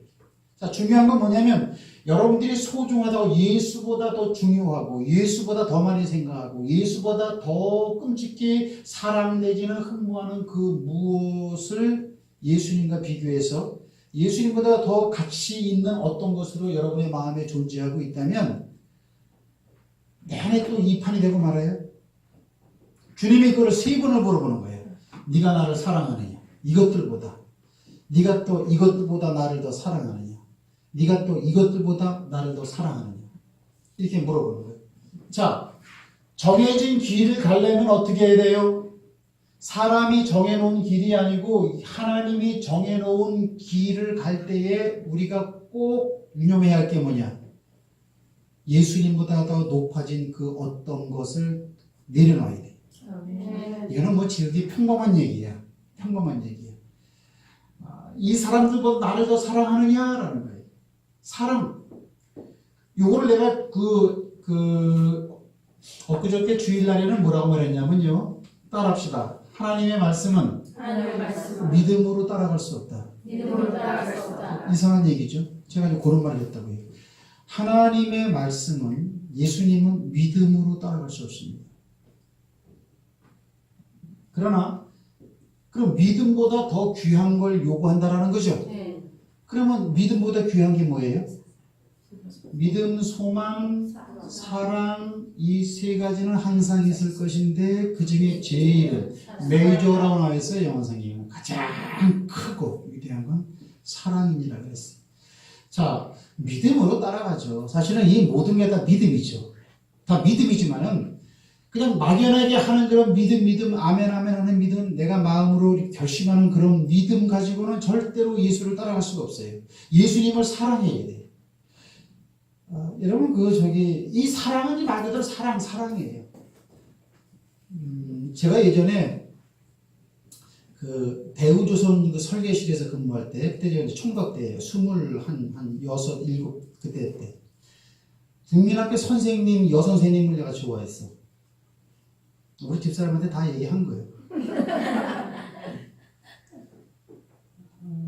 진짜 좋아했어요. 왜? 같은 교회에 나오니까. 어느 날 이렇게 청년들 이렇게 다 한 30명 되는데, 대우조선에는 이제 사람들이 많이 모이니까 주변 교회가 부흥되죠, 청년회가. 새 회원이 들어왔는데, 허리 옆에 선생님이래, 이렇게. 그래가지고 그냥, 나만 좋아한 거 아니에요. 그러면 다 그놈이야, 다. 전부 다 공작거리겠고, 전부 다. 오죽하면 연애단이라 그러겠어요, 이렇게. 근데 그것도 좋은 것 같아, 교회에서. 연애하고 결혼하고 이렇게. 엄한 놈 만나가고 마음고생하는 것보다. 그리고, 근데 이게 큐티가 딱 찍히면 있잖아요, 이게. 이게 묘해갖고, 이게 한번 다 바뀌잖아요, 그러면요. 정신을 못 차리겠더라고요. 정신을. 그냥 뭐, 이게 한번 하여튼 이게 있어요. 이 사랑의 이 필링이라는 게 있어요. 이게 한번 딱 들어오니까, 이거 뭐, 매사 밥을 안 먹어도 배고플지 모르겠고, 뭐, 잠을 안 자도 뭐 피곤하지가 않고, 뭐, 누워도 잠도 안 오고, 이건 뭐, 부장이 당장 너 이거 급한 일 있어 그래도 그렇게 귀에 들어오지도 않고 그냥 오로지 뭐예요? 그 선생님 얼굴만 이렇게 그리고 막 그냥 그 선생님은 그냥 아무렇지도 않게 한마디 툭 했는데 그냥 그 말을 사모하고 또 음미하고 뒤씹고 막 그냥 나는 그래서 문제예요. 나한테는 그런 게 좀 있는 것 같아. 나는 한번 사랑을 하면요 아주 푹 빠져버려요. 아주 푹 빠져버려요. 막 내가 숨을 못 쉴 정도로 이렇게. 그래갖고 하나님 이거 어떻게 해요? 나 죽일래 살릴래요. 그 사랑의 감정은 그래 이렇게. 그런 가운데서 만약에 그 선생님이 미스터 왕 나 이거 좀 하나 사줄래요? 사주고 말고요. 사주는 것뿐만 아니니까요. 그녀가 해달라는 건 다 해줘. 이것이 피를 한 방울만 뽑아주세요. 그러면 가져와라. 그대와 같이 옆에 누워있다면 그래갖고 막 그냥 싱글싱글 웃으면서 죽을 거예요. 그게 뭐냐면 사랑이라는 게 그래요. 오늘 예수님이 네가 나를 믿느냐고 물어보는 게 아니에요. 네가 나를 사랑하느냐. 이제 이거를 우리가 못 넘어가는 거예요, 지금. 예수님을 이렇게 사랑하지 않는 거예요. 그건 하나님의 말씀을 믿고 기도하고 신앙의 연조에서 진짜 간절히 기도하고 그거는 진짜 틀려요. 믿음으로는 따라갈 수 없는 거예요. 사랑이다, 사랑. 여러분들 다 사랑해봤죠, 전선이? 뭘 외롭게. 하나님이 세상을 이처럼 사랑하사 독생자를 주셨어요. 그 사랑을 받으면 돼요. 예수가 내 안에 있다. 그러면 그 다 이루어진 거예요. 그래가지고 빳빳한 5만원권이 그냥 30cm 이렇게 높이 쌓였다. 그거보다 더 귀한 거예요. 나도 안 그래 지금. 솔직히 말하면. 사람은 육을 가지고 있기 때문에 육이 해결해야 할 그런 문제가 바로 돈으로 되는 거기 때문에 재울 수는 없는 거죠. 그러나 사랑은 사랑하라. 그래서 무릎을 꿇고 한번 여러분들이 한번 비교를 해봐야 돼요. 과거에 내가 20살 때 어떤 총각, 어떤 처자를 좋아했는데 그 처자만큼이나 진짜 예수님을 사랑하나. 내가 필요하면 불렀다가 필요 없으면 생각도 없이 내 생각 가운데 푹 빠졌다가 그 생각이 주님이 생각하고 주님이 원하는 생각인지 아닌지 거기에 대한 판단도 없이 그냥 내 멋대로 막 갔다가 못 따라갑니다. 그러니까 주님께서 오늘 칠판을 지금 지우 다 쓴 거잖아. 이 칠판, 첫 번째 칠판과 두 번째 칠판에 뭐 이런저런 거 뭐 끄적거려 놨는데 가장 키워드가 뭐겠어요? 중심적인 단어가 뭐겠어요? 이거라고 얘기해요.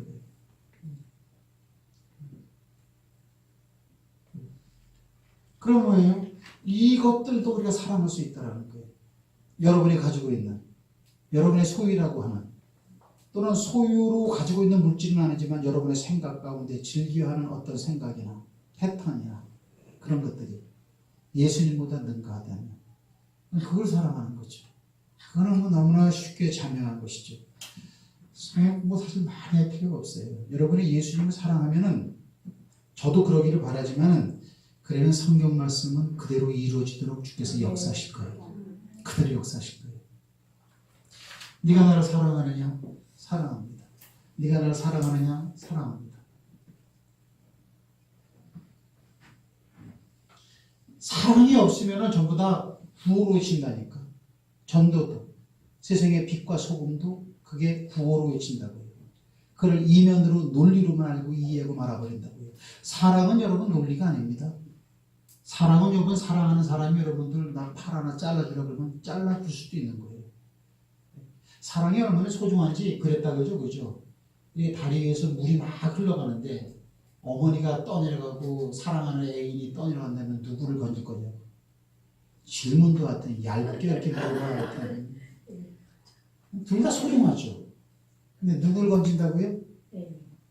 사람마다 틀려. 사람마다. 부모를 건진다는, 어머니를 건진다는 그런 사람도 있어. 이렇게. 애인을 건진다는 사람도 있어. 그러면 이번에는 네 형제가 떠내려가고 애인이 떠내려간다. 누굴 건질 거냐? 거의 90%가 애인 건진다. 어머니는 그만큼 소중한 거죠. 왜? 중요하기 때문에 그래요. 내 분신이기 때문에 그런 거예요. 사랑.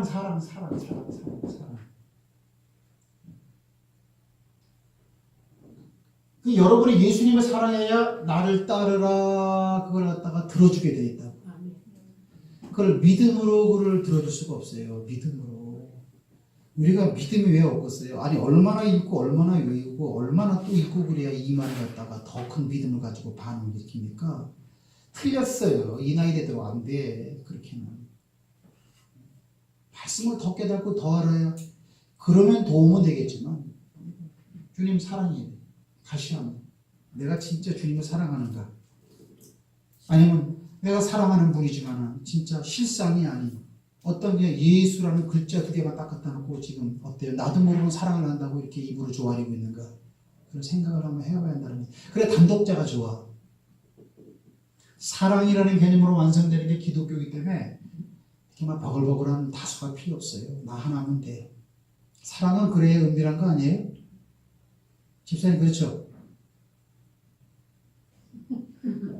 또 이렇게 자꾸 피하려고 그래요. 사랑은 둘이 해야 재밌는 거죠. 그렇다 그래요, 빨리. 사랑은 여러분들 여럿이 하면 재미가 없어. 여기 한 남자, 한 여자가 있는데 한 여자가 또 껴봐. 아직은 한 남자가 껴봐. 이건 아닌 거야. 단독자가 좋은 거야, 위로운 게.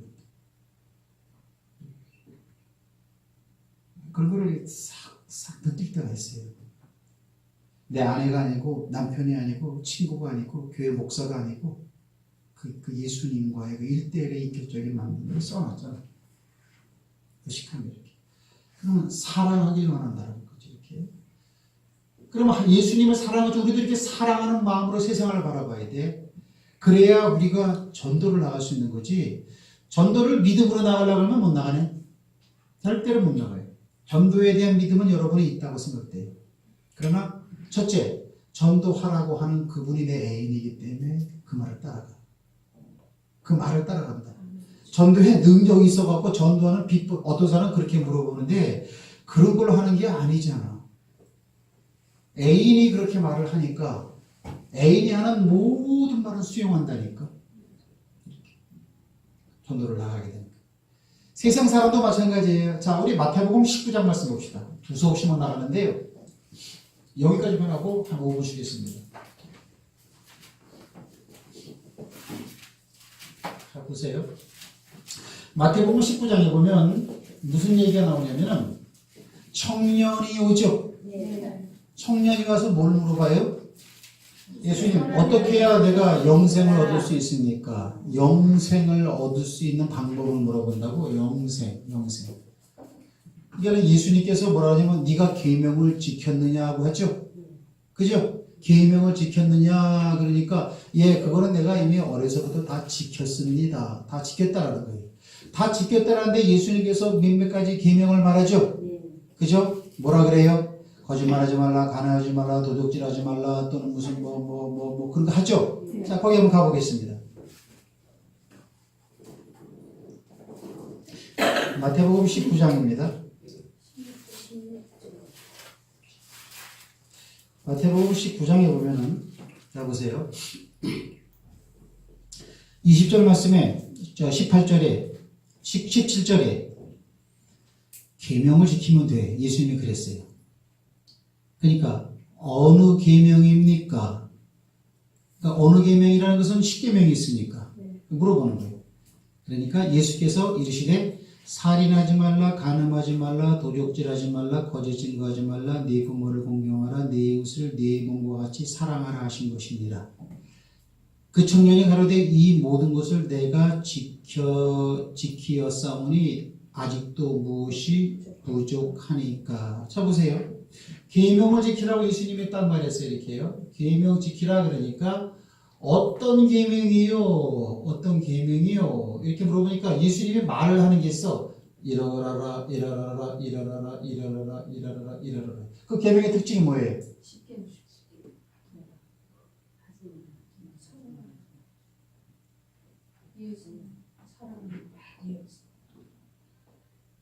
자, 봐세요. 어떻게 영생 얻습니까? 계명 지키면 된다. 어떤 계명을 지켜야 됩니까? 그러니까 그거 다 지켰습니다. 그럼 주님이 지키라는 계명이 뭐예요? 이거는 하나님에 대한 것이 아니고 사람에 대한 거예요. 10계명은 1계명부터 4계명까지는 여러분 하나님에 대한 계명인가 알게 되는 거고 5계명은 부모를 공경하라는 건데 부모는 하나님 같은 존재니까 가운데 놓고 6계명부터 바로 10계명까지도 이웃을 사랑해야만 지킬 수 있는 거예요. 거짓말 안 하고 가늠하지 않고 거짓 증거하지 않고. 근데 여기서 예수님이 계명 다 어느 계명입니까? 하고 물어보니까 청년이 이웃 사랑에 대한 얘기만 하더라고 이렇게. 그러면 예수님은 나 외에는 다른 신을 있게 하지 말지니라 그런 계명은 중요한 게 아니라서 빼버린 거예요? 그건 아니라는 거죠. 그거는 이 청년이 지킨다라는 걸 알고 있는 거죠. 네. 그죠? 그러면 지금 예수님은 볼 때는 이 계명이 너는 지금 못 지키고 있다라는 거죠. 네. 그런 거죠. 네. 그러니까 다 지켰다고 하잖아. 그거 다 지켰는데요. 그러니까 예수님은 뭐예요? 아니다. 물질 팔아갖고서는 가난한 네 이웃에게 주라 그랬죠. 네. 자 보세요. 그러면 여기 보세요. 이 성경을 볼 때에 그냥 우리가 그 국어 시간에 배운 구문체 이렇게 문장을 이해하는 기본적인 것만 있으면 된다고. 영생 어떻습니까? 계명 지키면 된다. 어떤 계명입니까? 1계명, 4계명은 예수님 빼버리고 그냥 5계명부터 쭉 10계명까지 이웃사랑에 대한 걸 얘기하는 거예요. 그러니까 이 청년을 생각할 땐 나 거짓말 안 했는데 나 간음 안 했는데 나 이웃의 물질을 탐내지 않았는데 그거 내가 다 지켰습니다. 그러는 거예요. 그러니까 예수님이 뭐냐면은 네가 가지고 있는 물질을 팔아가지고 가난한 자에게 주라. 네? 그리고 나를 따르라 이렇게 말하죠. 네. 이렇게. 자, 우리가 지금 신앙생활을 이렇게 하고 있다니까 이 청년들처럼. 그거 내가 거짓말 안 했습니다. 안 했습니다. 안 했습니다. 이렇게 말로 하고 있는 거예요. 하지만 주님은 뭐예요? 계명을 지키는 건 결국 뭐라는 거예요? 이 가난한 자에게 물질을 갖다가 팔아고 줄 수 있는 것은 이 사람이 이웃에 대해서 사랑하는 마음이 있을 때 할 수 있는 행동이에요. 이거는. 여러분 하나님 사랑과 또 둘째도 그와 같으니 사람 사랑은 똑같은 거죠. 네. 하나님을 마음을 다하고 목숨을 다하고 뜻을 다해서 사랑하라고 할 것 같으면 이웃도 사랑해야 되죠. 근데 이웃을 실제로 사랑하진 않고 행동으로 보이는 건 없고 어때요? 윤리적으로 내용적으로 준수함으로 내 생각과 내 행동을 하나님 말씀에 비추어 봐서 깨끗하게 있는 상태를 지키고 있다고 말하는 거예요. 여러분들 이웃으로 나가야 돼. 전도사님 이웃으로 나가야 돼요. 무서운데요. 무서운 생각보다 사랑하는 마음이 더 많으면 될 거 아니에요. 왜 자꾸 겉도냐. 그거 다 지킨다는 거야 이렇게. 근데 주님 볼 땐 지금 이렇게 말하고 있지만 이거 안 지키고 있다는 거 아니야 이렇게. 그러면 뭐예요? 네가 가지고 있는 물질을 팔아서 가난한 이웃에게 주면은 이미 거짓 증거하지 않는 것도 그 안에 들어가 있는 거고 탐내지 않는 것도 들어가 있는 거고. 그냥 쉽게 말할게. 어려운 사람들이 있으면 좀 줘. 제발 좀 줘.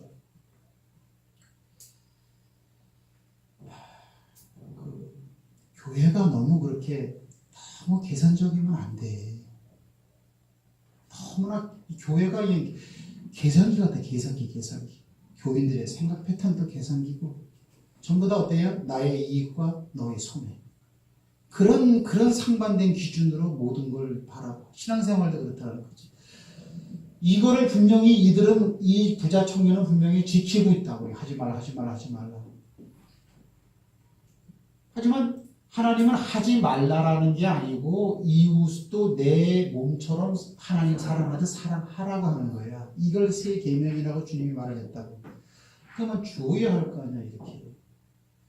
주라라고 하는 거는 이 말은 못 따라가요. 이 청년이 따라갔어요 안 따라갔어요? 주라라는 말을 덧붙여놨다고 이렇게 못 따라간다고.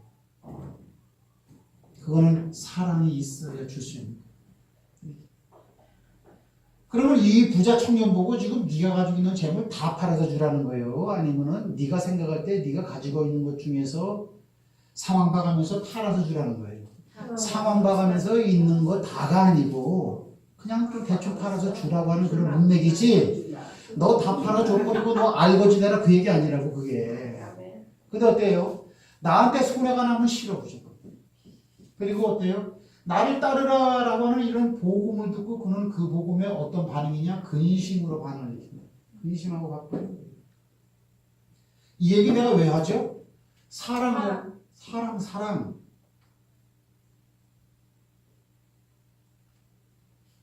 여러분 이런 말하면 좀 그렇지만요. 너희는 그리스도의 이름으로 서로 문안하라. 베드로전서 5장에는요. 너희는 서로 사랑으로 뽀뽀하라고 나와 있습니다. 정말이 너희는 사랑으로 서로 입맞춤하라고 나와 있습니다. 쭉 치면 키스였어. 쉽지 않죠.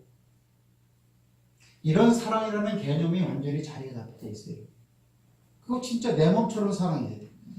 그리고 우리가 하는 것처럼 이거는 뭐 제가 말씀드린 건데 옆 사람하고 인사 한번 합시다. 주님 사랑합시다.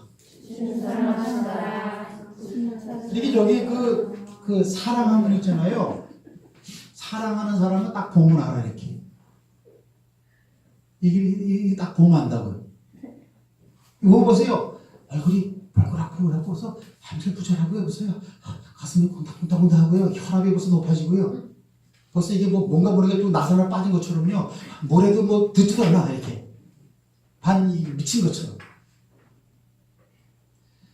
너무나 점잖해.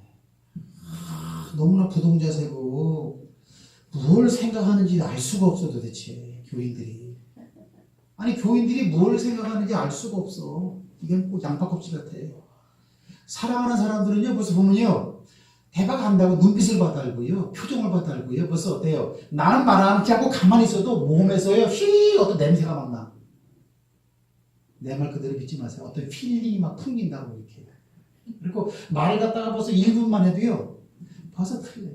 여러분 사랑하는 사람 앞에 놓고 한번 손 한번 대화 나눠봐요 이렇게. 벌써 안다고요. 잘 있었어요? 잘 가세요? 한마디를 해더라도요 평소에 우리가 하는 인사죠 누구하구나.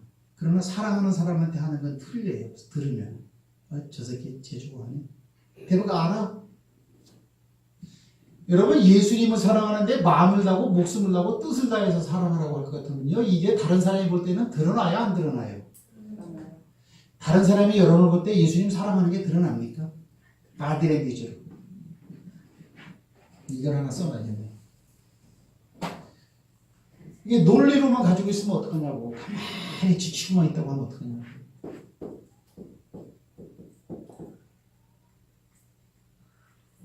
바디랭귀지. 그럼 몸이 랭귀지는 언어니까 말을 한다고 말 이렇게 풍긴단 말이에요. 이렇게. 사랑하는 사람은 절대 속일 수가 없어요.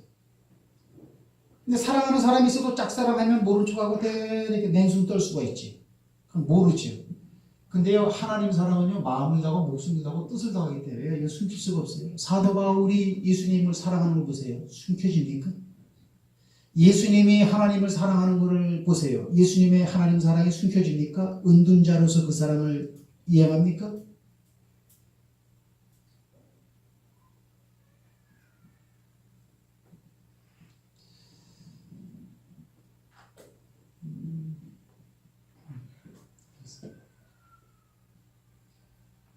근심이 없어요. 사랑하는 사람이 있으면 근심이 없고 사랑하는 사람을 만나면은 진짜 그 천하의 모든 걸 다 가진 것 같아요. 우리가 사랑해야 될 대상이 예수님일 것 같고 그 예수 그리스도께서 이제는 내가 산 것이 아니고 오직 내 안에 그리스도 내 애인이 살아있는 것이라는 게 이루어져서 합일이 됐을 것 같으면 어떤 표정이 이루어 있을 수가 없다는 거지. 찬양을 불러도 가사 하나만 탁 생각을 하면은 탁 오고 기뻐서 이렇게 어디 다른 데 한눈을 팔 수가 없죠. 고기 153마리 그물이 찌려도 그거는 안 들어와요. 오늘 이 부자 청년은 사랑하지 않아요. 예수님의 율법을 갖다가 하나님을 사랑하고 둘째도 똑같다. 이웃도 우리가 사랑하라 그러는데 논리와 그 내용 율법을 이해하면서 준순하되 사랑은 없다라는 거죠. 그러면 진짜 거짓말하지 않고 탐내지 않고 그렇게 한다면 뭐예요? 예수님은 물질을 팔아서 가난한 사람에게 주라 그리고 나를 쫓으라. 쫓아야 영생 얻어요? 그래야 쫓는 거예요.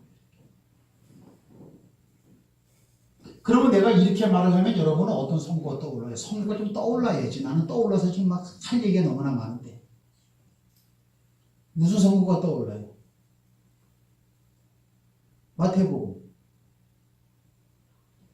19장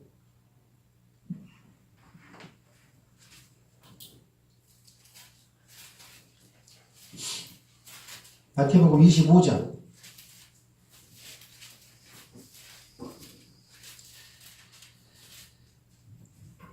31절이죠.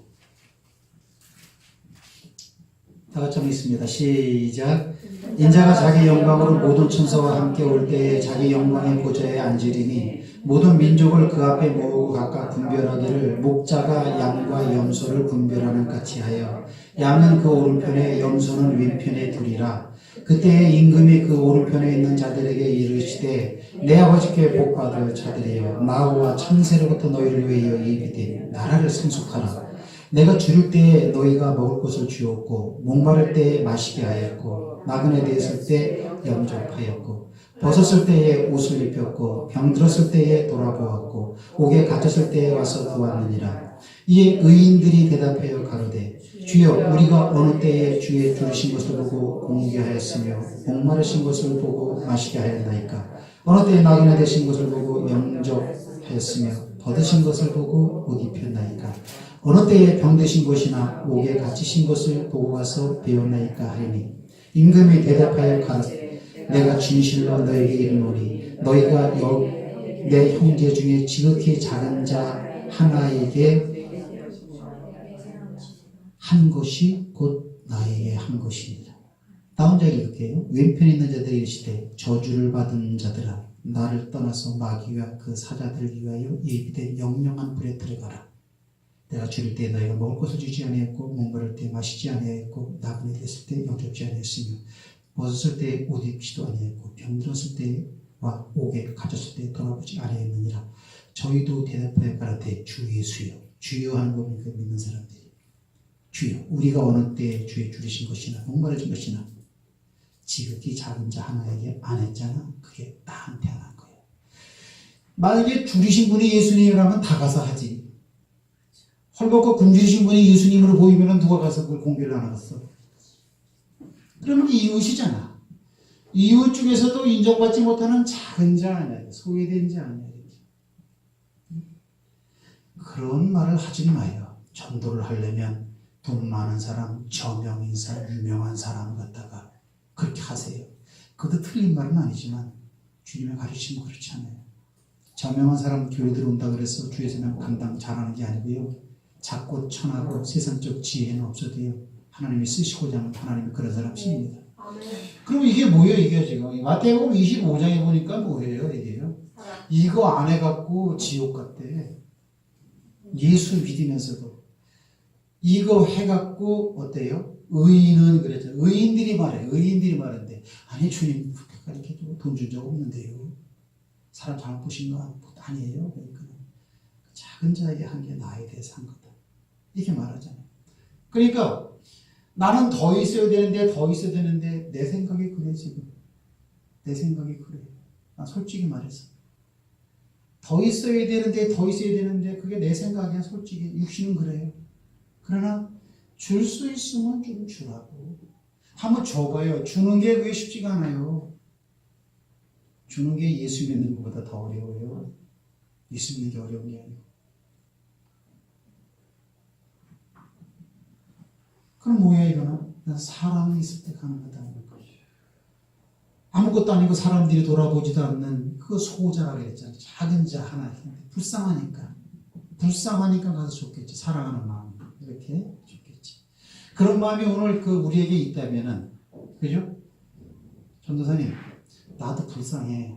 나한테 뭘 좀 줘봐. 네.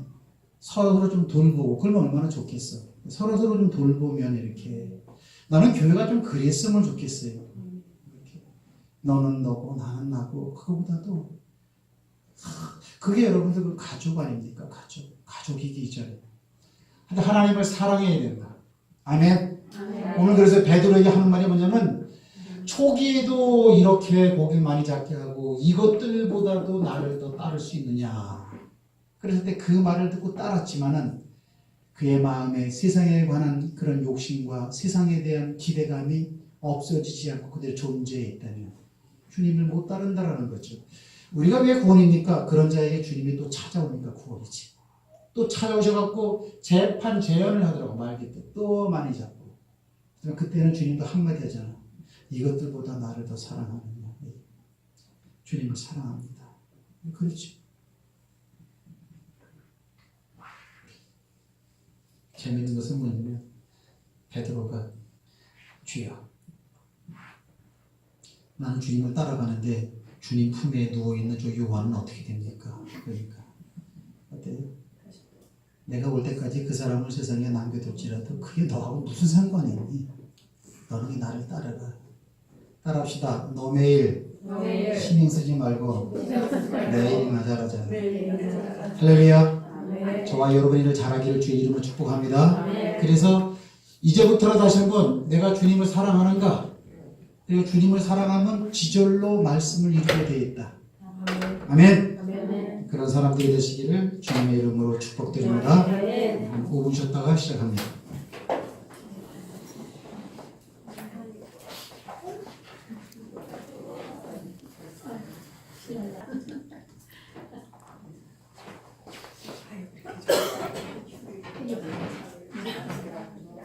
자, 이제 그러면요, 이 세상 물질에 너무나 그 매이면 안 되겠다 이렇게 말씀을 드리는 거예요. 그러면 과연 성령 충만을 받았던 오늘 먼저 전직 어부였던 베드로는 그러면 어떻게 변했을까? 성령 받고 난 다음에 이거 한번 먼저 번에 강의를 한번 한 것 같은데 그때 강의를 참석하지 않은 분들이 계시니까 잠깐 언급하고 그다음에 우리 2부 본론으로 우리 넘어가도록 하겠습니다. 지금 베드로 얘기죠. 그럼 베드로는 어떻게 변화를 받았을까? 베드로는 어떻게 변화를 받았을까? 자, 사도행전 말씀 봅시다. 사도행전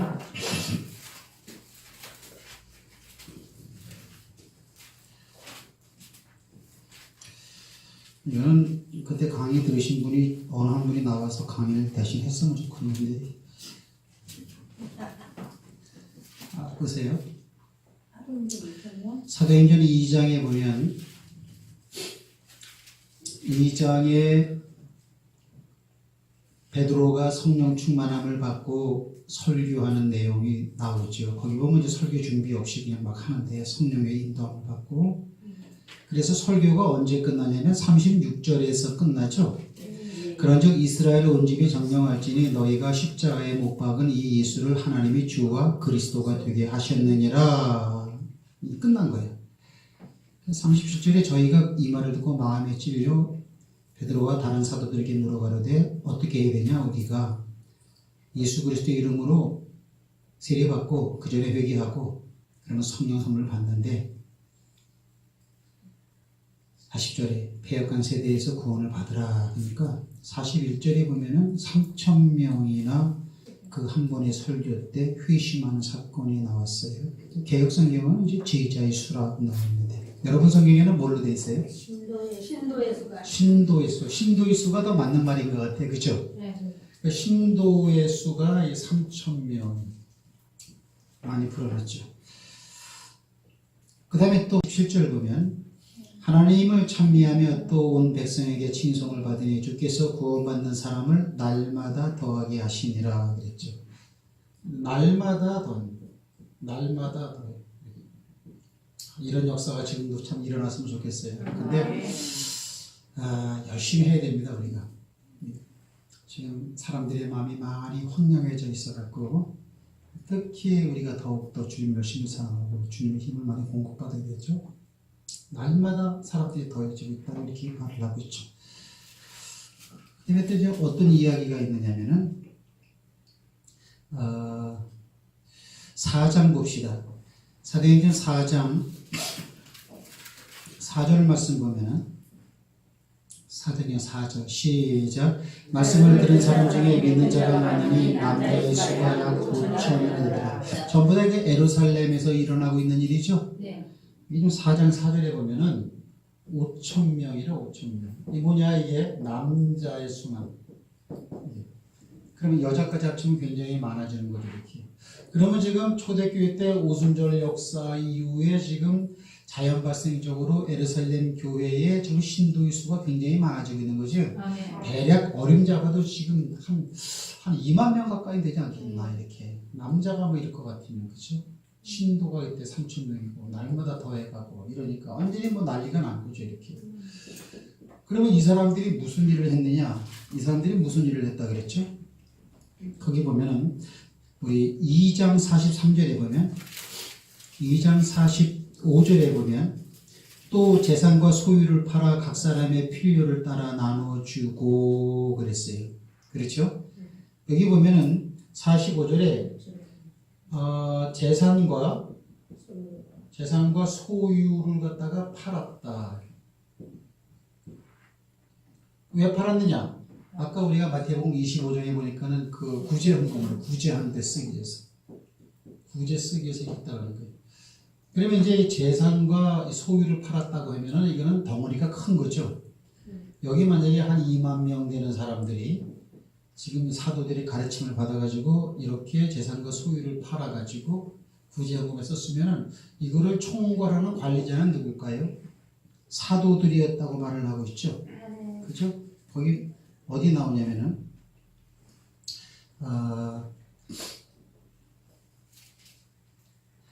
4장 끝절에 보면 36절에 보면 35절에 34절부터 그 중에 핍절한 사람이 없으니 이는 밭과 집이 있는 자는 팔아. 그러니까 밭을 팔고 집을 팔았어. 그 판 것의 값을 가져다가 사도들의 발 앞에 두었다. 그러니까 사도들이 구제헌금에 썼다라는 거예요. 나눠줬다.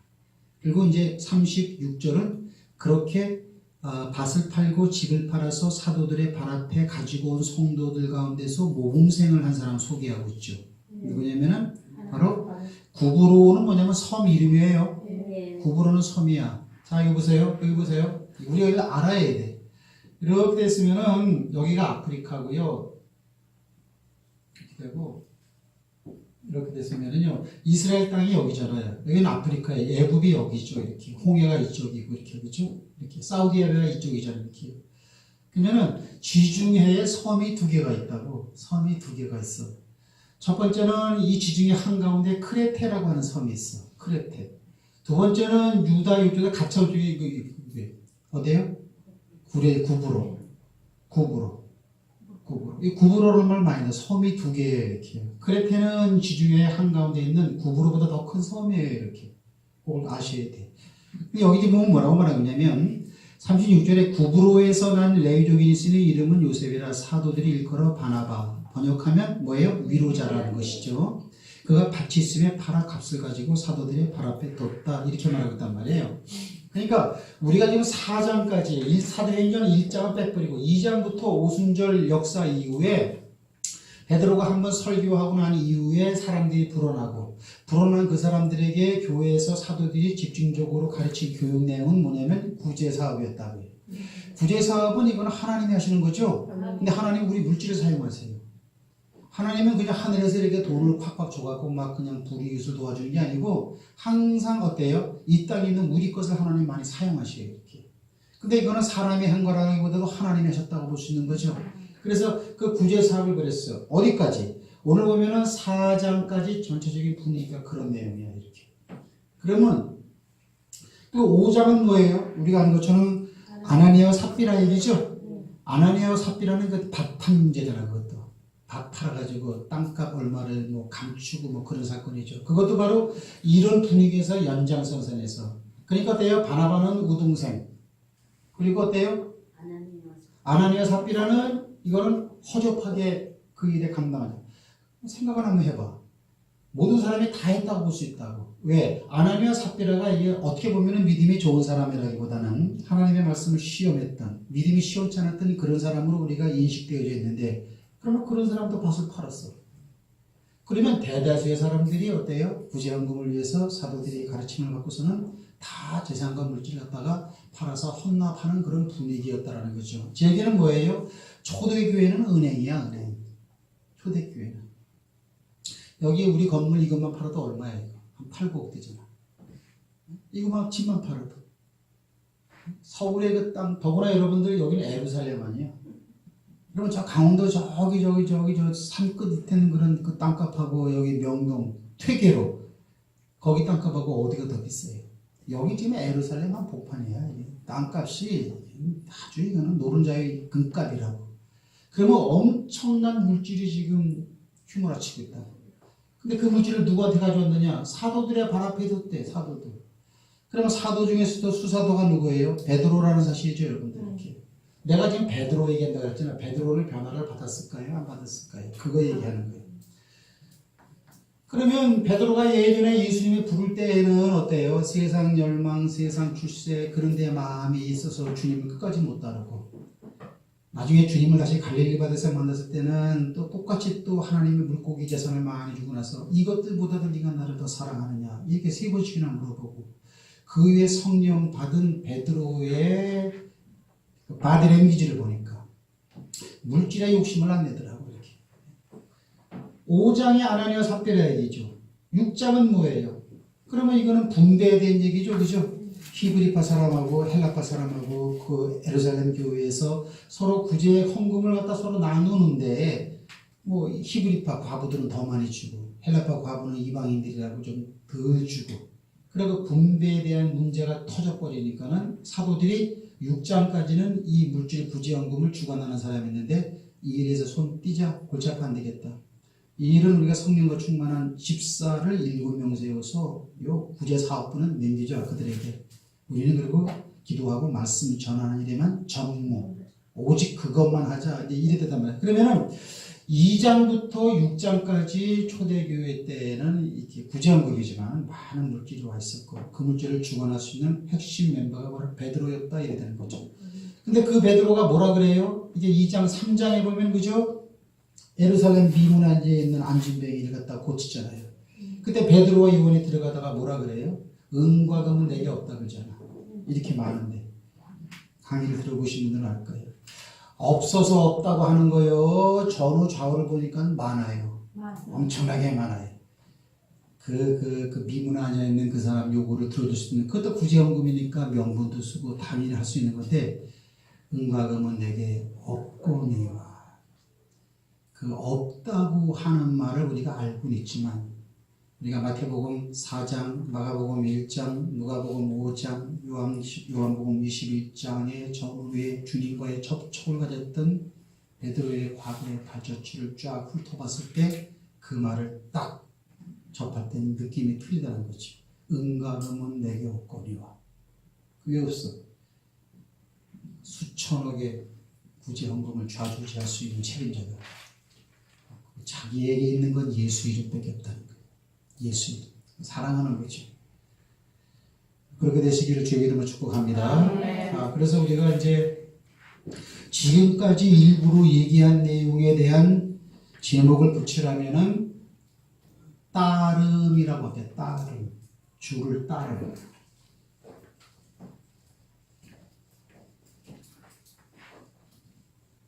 사랑하면 재밌고 사랑 안 하면 재미가 없어. 사랑하면요 무조건 좋아요. 앞뒤가 안 맞아도 괜찮아. 사랑만 하면요 뭐 문제될 게 없어. 문제. 사랑하지 않으니까 이렇게 문제가 되는 거죠. 사람과 사람 사이에 하나님과의 관계도 그런 거죠. 그래서 일부러 내가 얘기하는 게 뭐냐면 follow me, 나를 따르라. 나를 따르라. 그럼 나를 따르라는 것은 이건 뭘 따르냐면은 말씀을 우리 입장에서는 말씀을 따르는 거죠. 주님이 보여야 뭐 주님을 따라가지.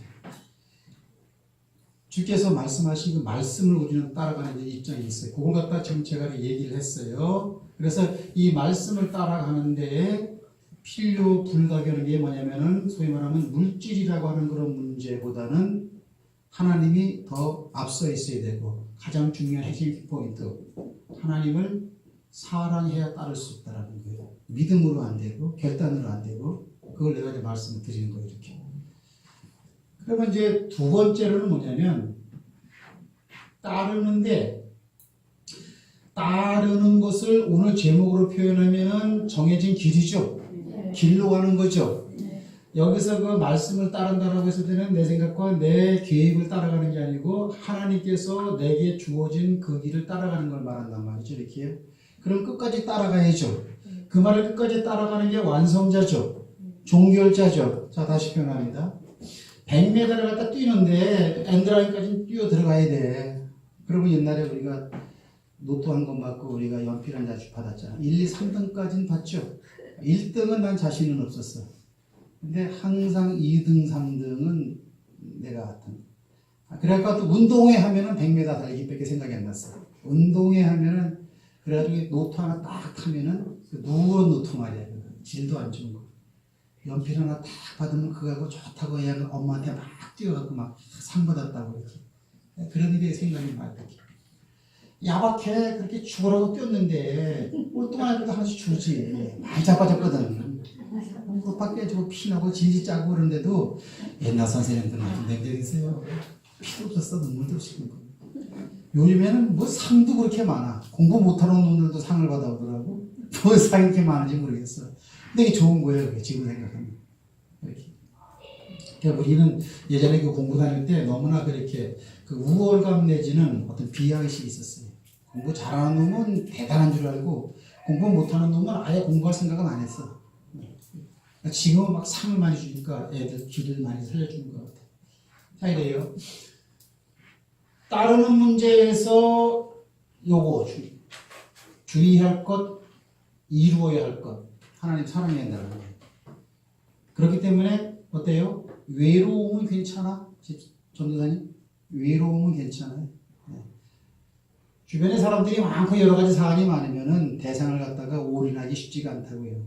단둘이 딱 있을 때 좀 깊어지잖아. 단둘이 있을 때.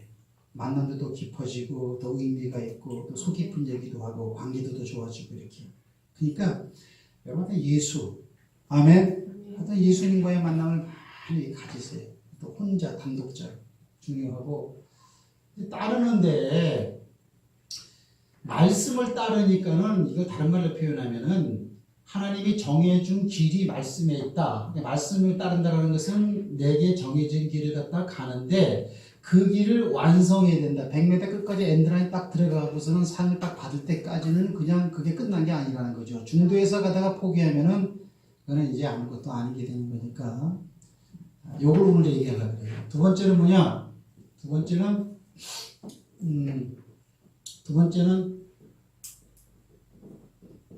완성자. 그 말씀을 따르는데 성공자 또는 종결자가 되자라는 거죠. 종결자. 여호수아 말씀 한번 보겠습니다.